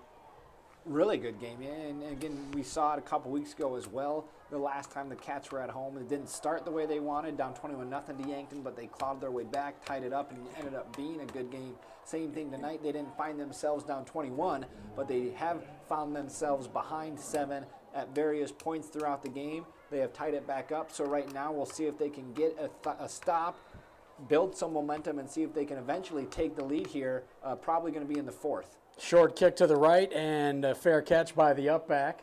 That is Connor Singray. And it'll be 1st and 10 from there for the Mitchell Kernels. And you said it there a moment ago, Alec, that turnover for the Kernels deep in Bobcats territory, and they were driving. It looked like they were going to come away with some points.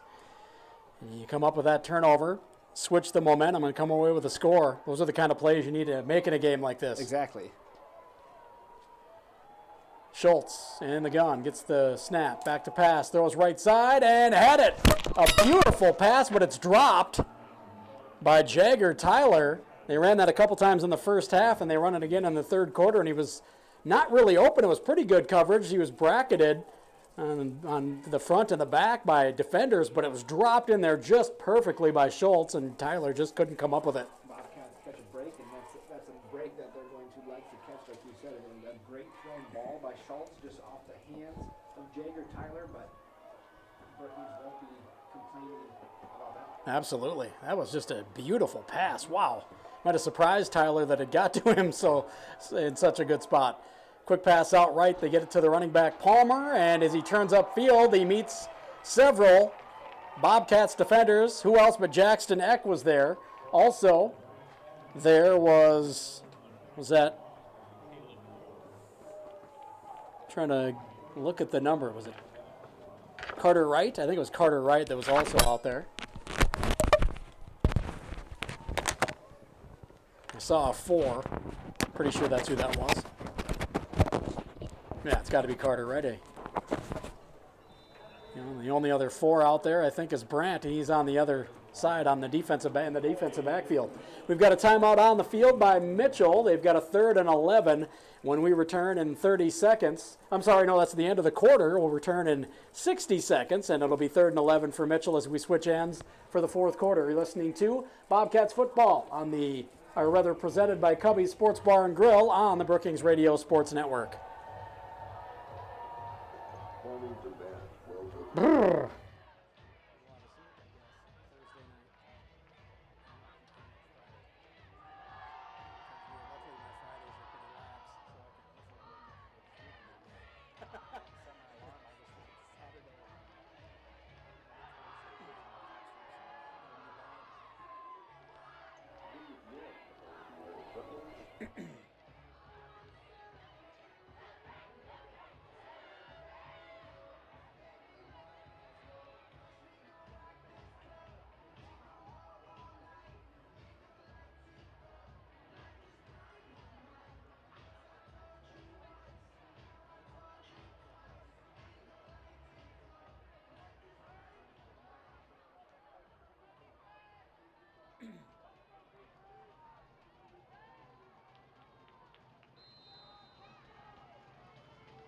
start of the fourth quarter.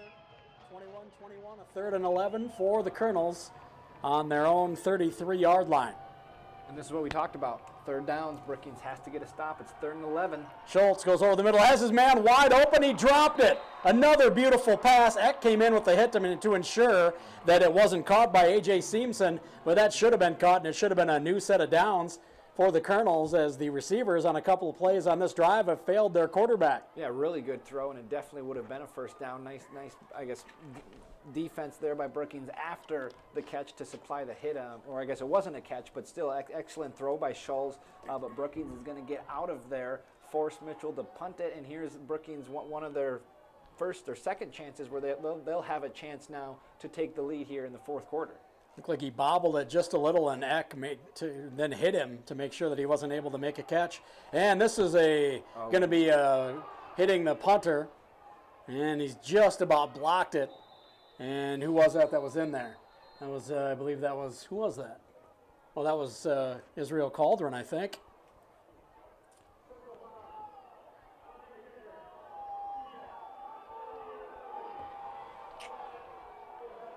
That is a killer. Going to get the ball back, and you get a roughing the punter call, and it gives them a 1st down. And that's so tough, too, because it was a low snap and bobbled, and Cauldron had a chance to block it.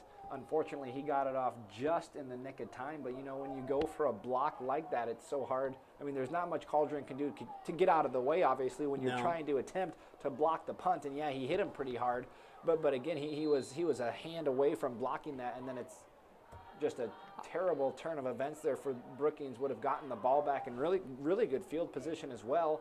Now you give Mitchell a 1st down there on the 42-yard line. Yeah. A big momentum swing there for the Kernels. Ball on the 48-yard line. The lights. I've done that many times, so don't feel bad. But yeah, I'm surprised. I don't know how Cauldron didn't block that. I don't even know if the coaches can be upset with him. This time down the seam, another beautiful pass, and it's caught this time by A.J. Seamson. A big play for the Kernels, down to the 21,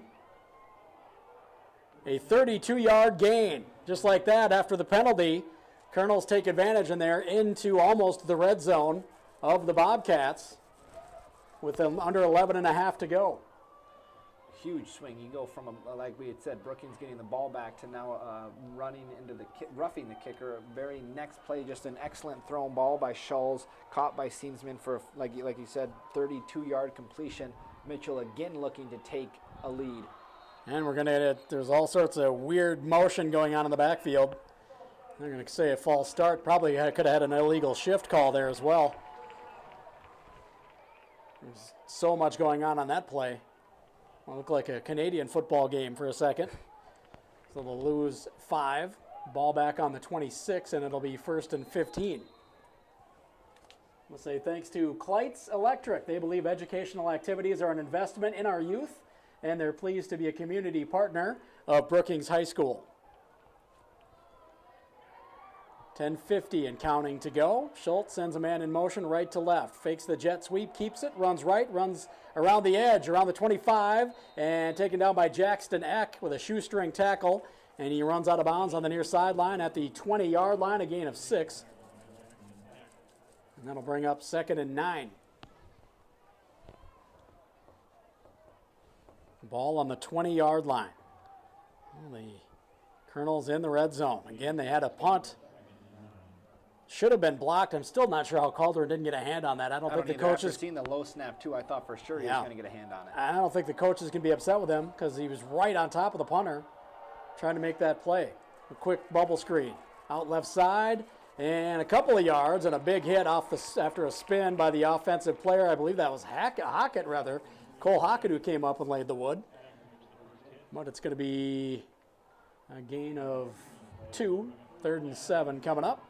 Eck was there as well. I believe it was Hockett who came up and cleaned up, though. Maybe I have that backward. Looked like an Eck hit.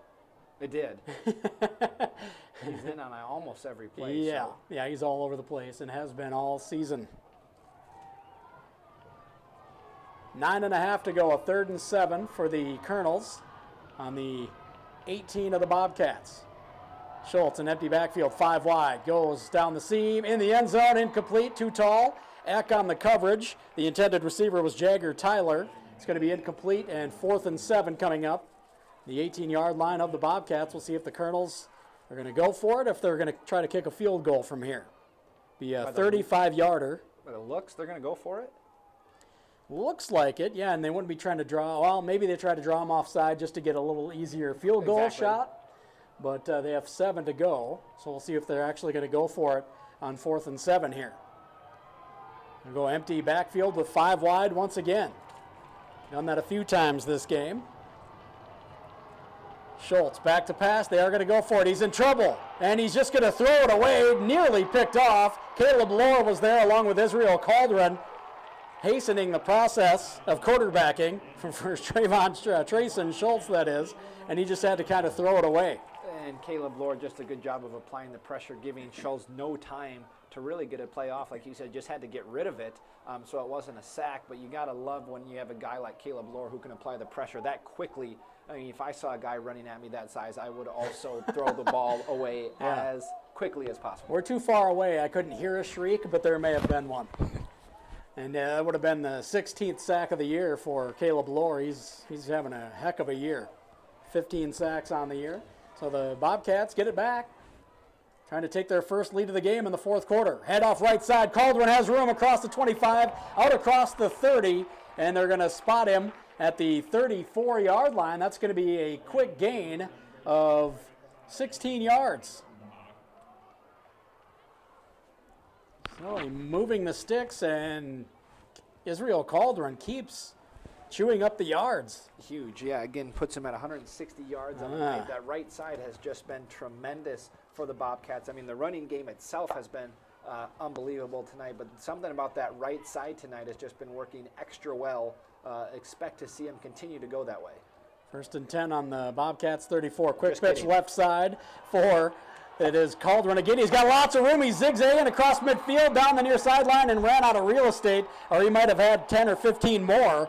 Finally run out of bounds on the near sideline at the 34-yard line.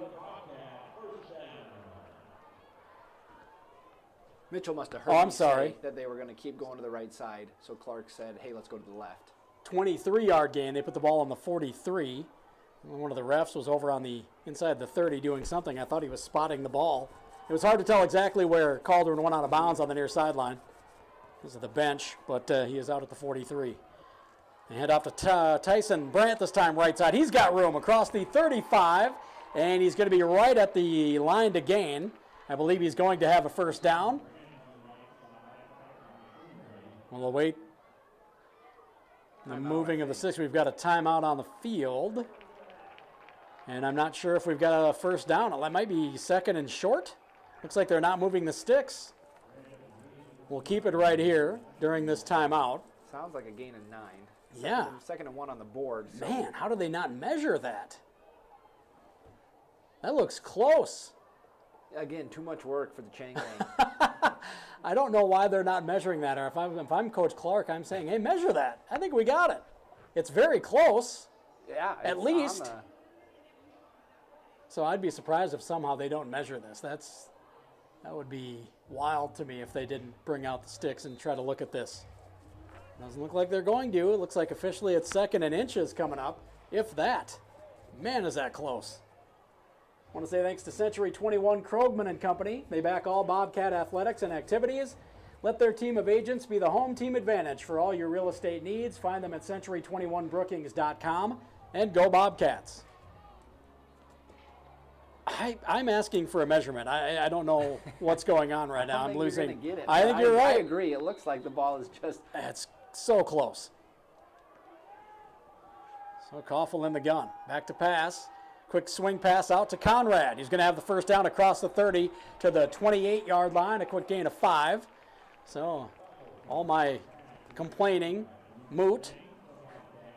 5-yard gain after on 3rd and minus an inch. Does that make sense? Yeah.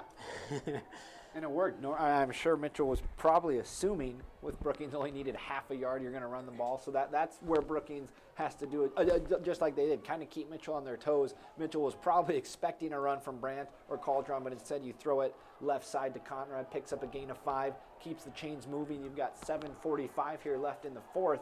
Brookings done an excellent job of moving the football. Koffel hands off to Eck.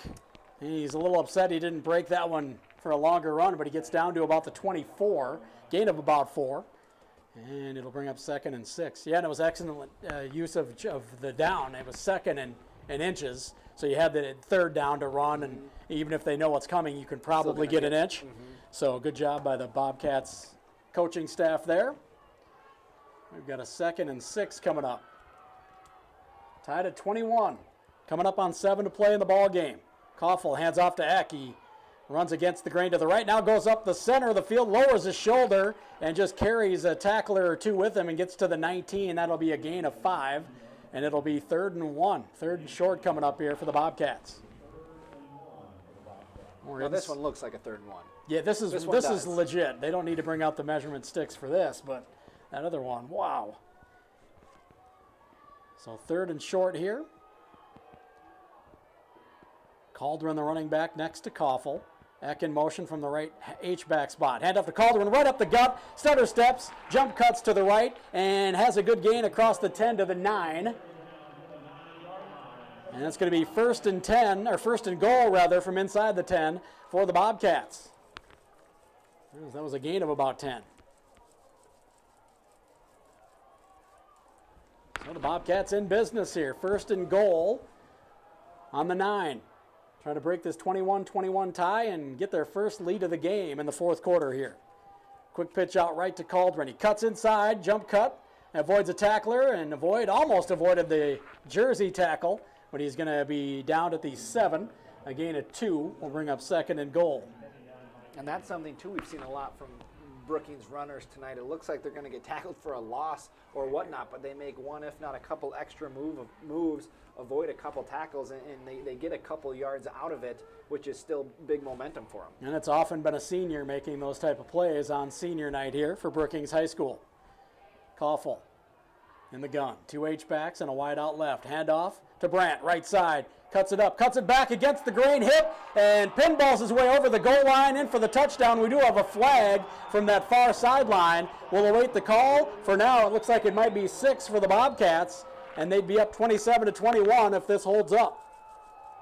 It was a hold, but I couldn't tell which way the ref pointed. It is against the Bobcats. It's going to come back. Man, some of these penalties in the second half, they haven't had a ton, but they've been killers. Their 3rd hold this half.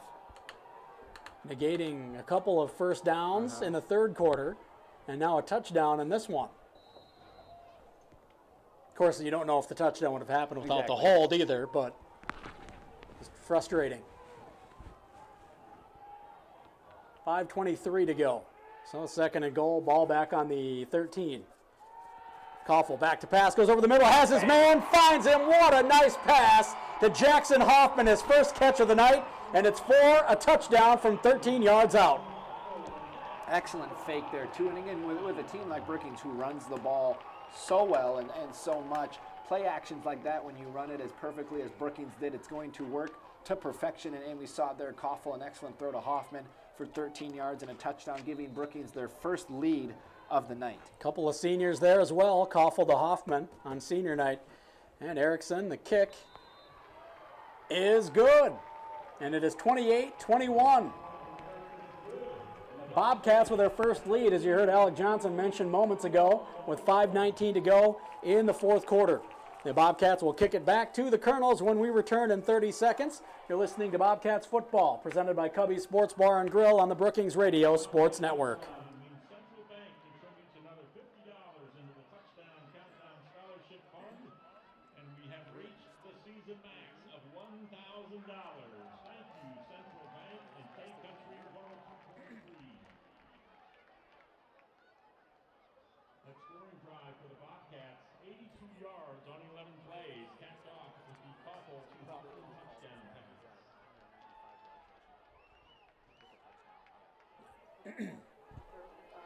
But yeah, Eck, I mean, He he's could win done a every lot. I was week. going to say 2 Yeah. touchdowns rushing. He's got a couple receiving tackles, but yeah. Brookings Radio Sports Network, 5:19 to go in the fourth quarter, and the Bobcats take their first lead of the game, 28-21, a 13-yard touchdown pass from Justin Koffel to Jackson Hoffman. Erickson to kick it.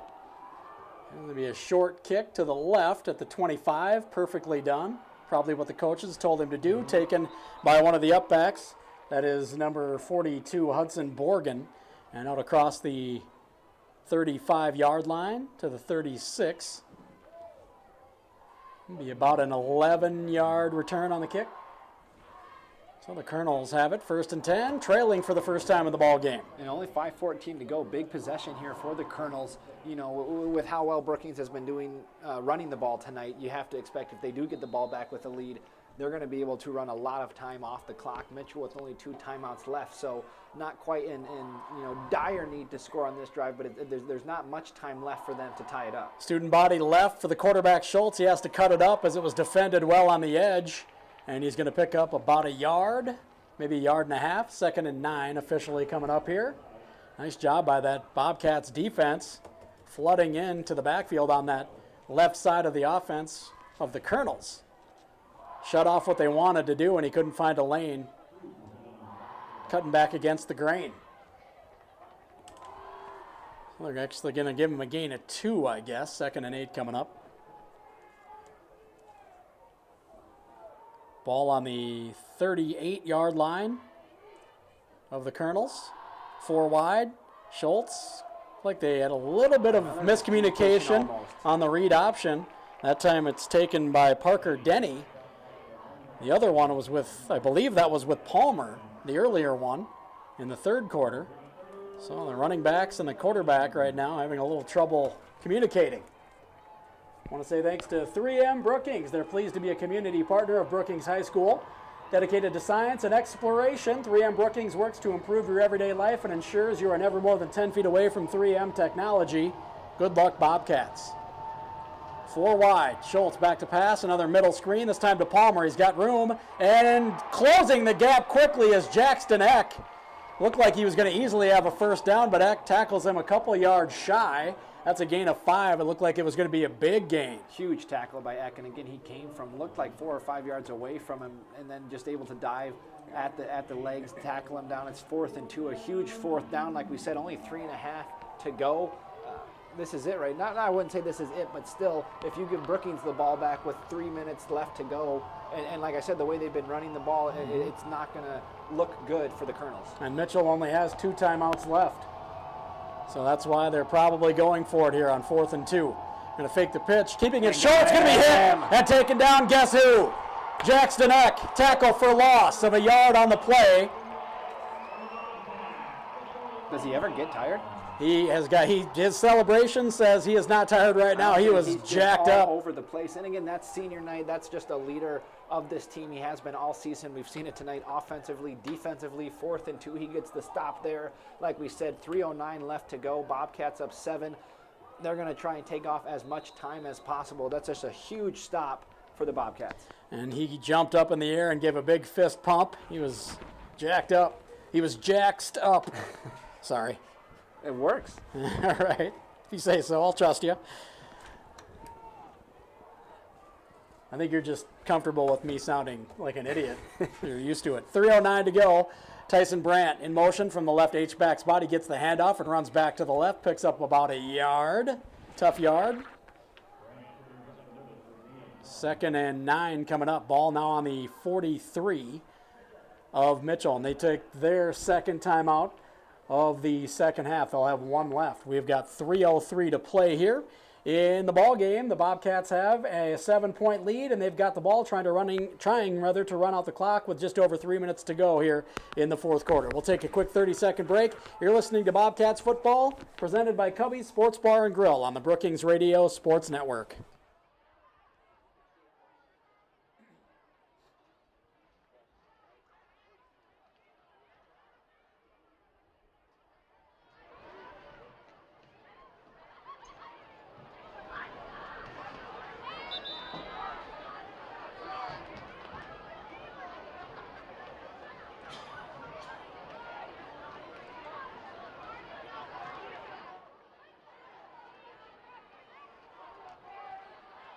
Well, the Bobcats trying to salt this one away. They've lost 3 in a row coming into tonight, trying to break that streak and win their final game of the regular season, have some momentum going into the postseason. And a loss for the Kernels would end their season. Handoff right side, Brandt from that H-back spot. He jets across the 40 to the 38-yard line. That is a gain of about 4. Brings up 3rd and 5. We need to get to the 33. We're inside 3 to go. And a big 3rd down here for the Bobcats. They pick it up, and it really puts a lot of pressure on the Kernels. Maybe don't say it's over, but it's probably over if they pick up this first down. Here, if you can get it under 2 minutes or right around that 2-minute mark, Mitchell with only a timeout left, it wouldn't look good for them at any means. And with how well Brookings has been moving the ball, like you said, it wouldn't be over, but it would look well for the Bobcats. They give it to who else? Eck around the left side. He's got the first down, skips across the 25, the 35, the 30, inside the 25, 20, down across the 15 to the 13-yard line. A 25-yard run by Jackson Eck, having a phenomenal football game tonight. It's been fun to watch. It has. And again, senior night, you knew he was going to come out and just leave it all on the field. We've seen it offensively, defensively, and he just does it right there. Huge first down. 25-yard gain, like we said. Now we're looking at 1:50 left to go. It's 1st and 10. Mitchell with only 1 timeout left. That was a much-needed first down by the Bobcats. 1:40 and counting to go here. Bobcats looking to just run out the clock. They may score here. Handoff right side, Brandt. Got some room, and the gap closed pretty quickly there. And he's taken down at the 10 by Jagger Tyler. Picks up about 3 there. 2nd and 7 coming up. 1:20 to go. Kernels do have that 1 timeout left. And choosing not to use it just yet. And the Bobcats just need to keep it on the ground and keep the clock running and let the Kernels decide when they want to use that timeout. I mean, this is going to get you under a minute on 2nd down, and if they don't call it here, you're going to have 3rd down. You can get it to around the upper 30 seconds. So they hike it with 2 on the play clock. Hand up right up the middle. Caldwin runs through a couple of arm tackles and into the end zone from 7 yards out. Excuse me, from 10 yards out.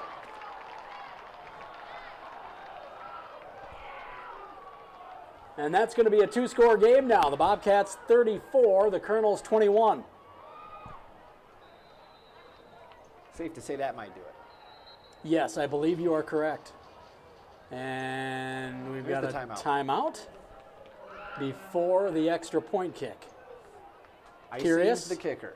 Yeah, right. Down 13. Strategic.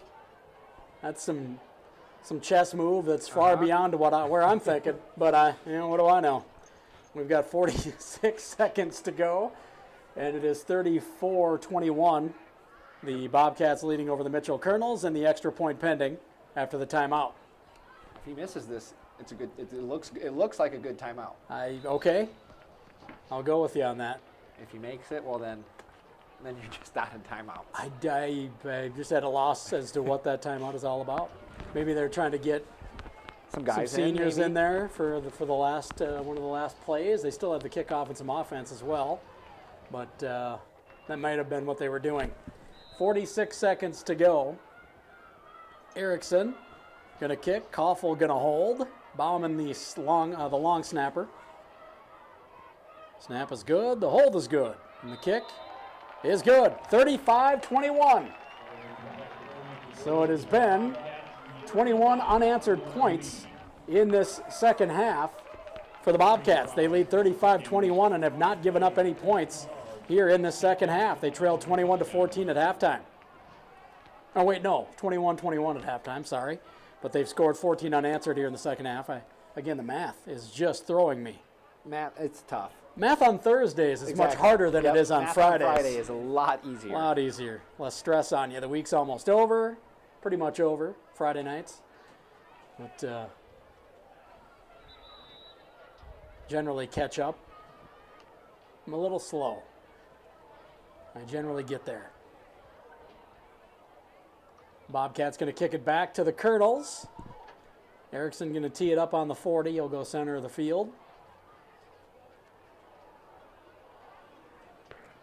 And Bobcats will be, barring something unbelievable, celebrating a victory tonight. Good way to end the season. Heading into the playoffs, probably going to head to Yankton for the first round. Hits the up back and bounces off him and picked up. Run back across the 35 to the 39-yard line by Jagger Tyler. They'll spot it on the 40. And the Kernels will have it. 1st and 10 from there with 40 seconds to go. We'll see what they want to do here.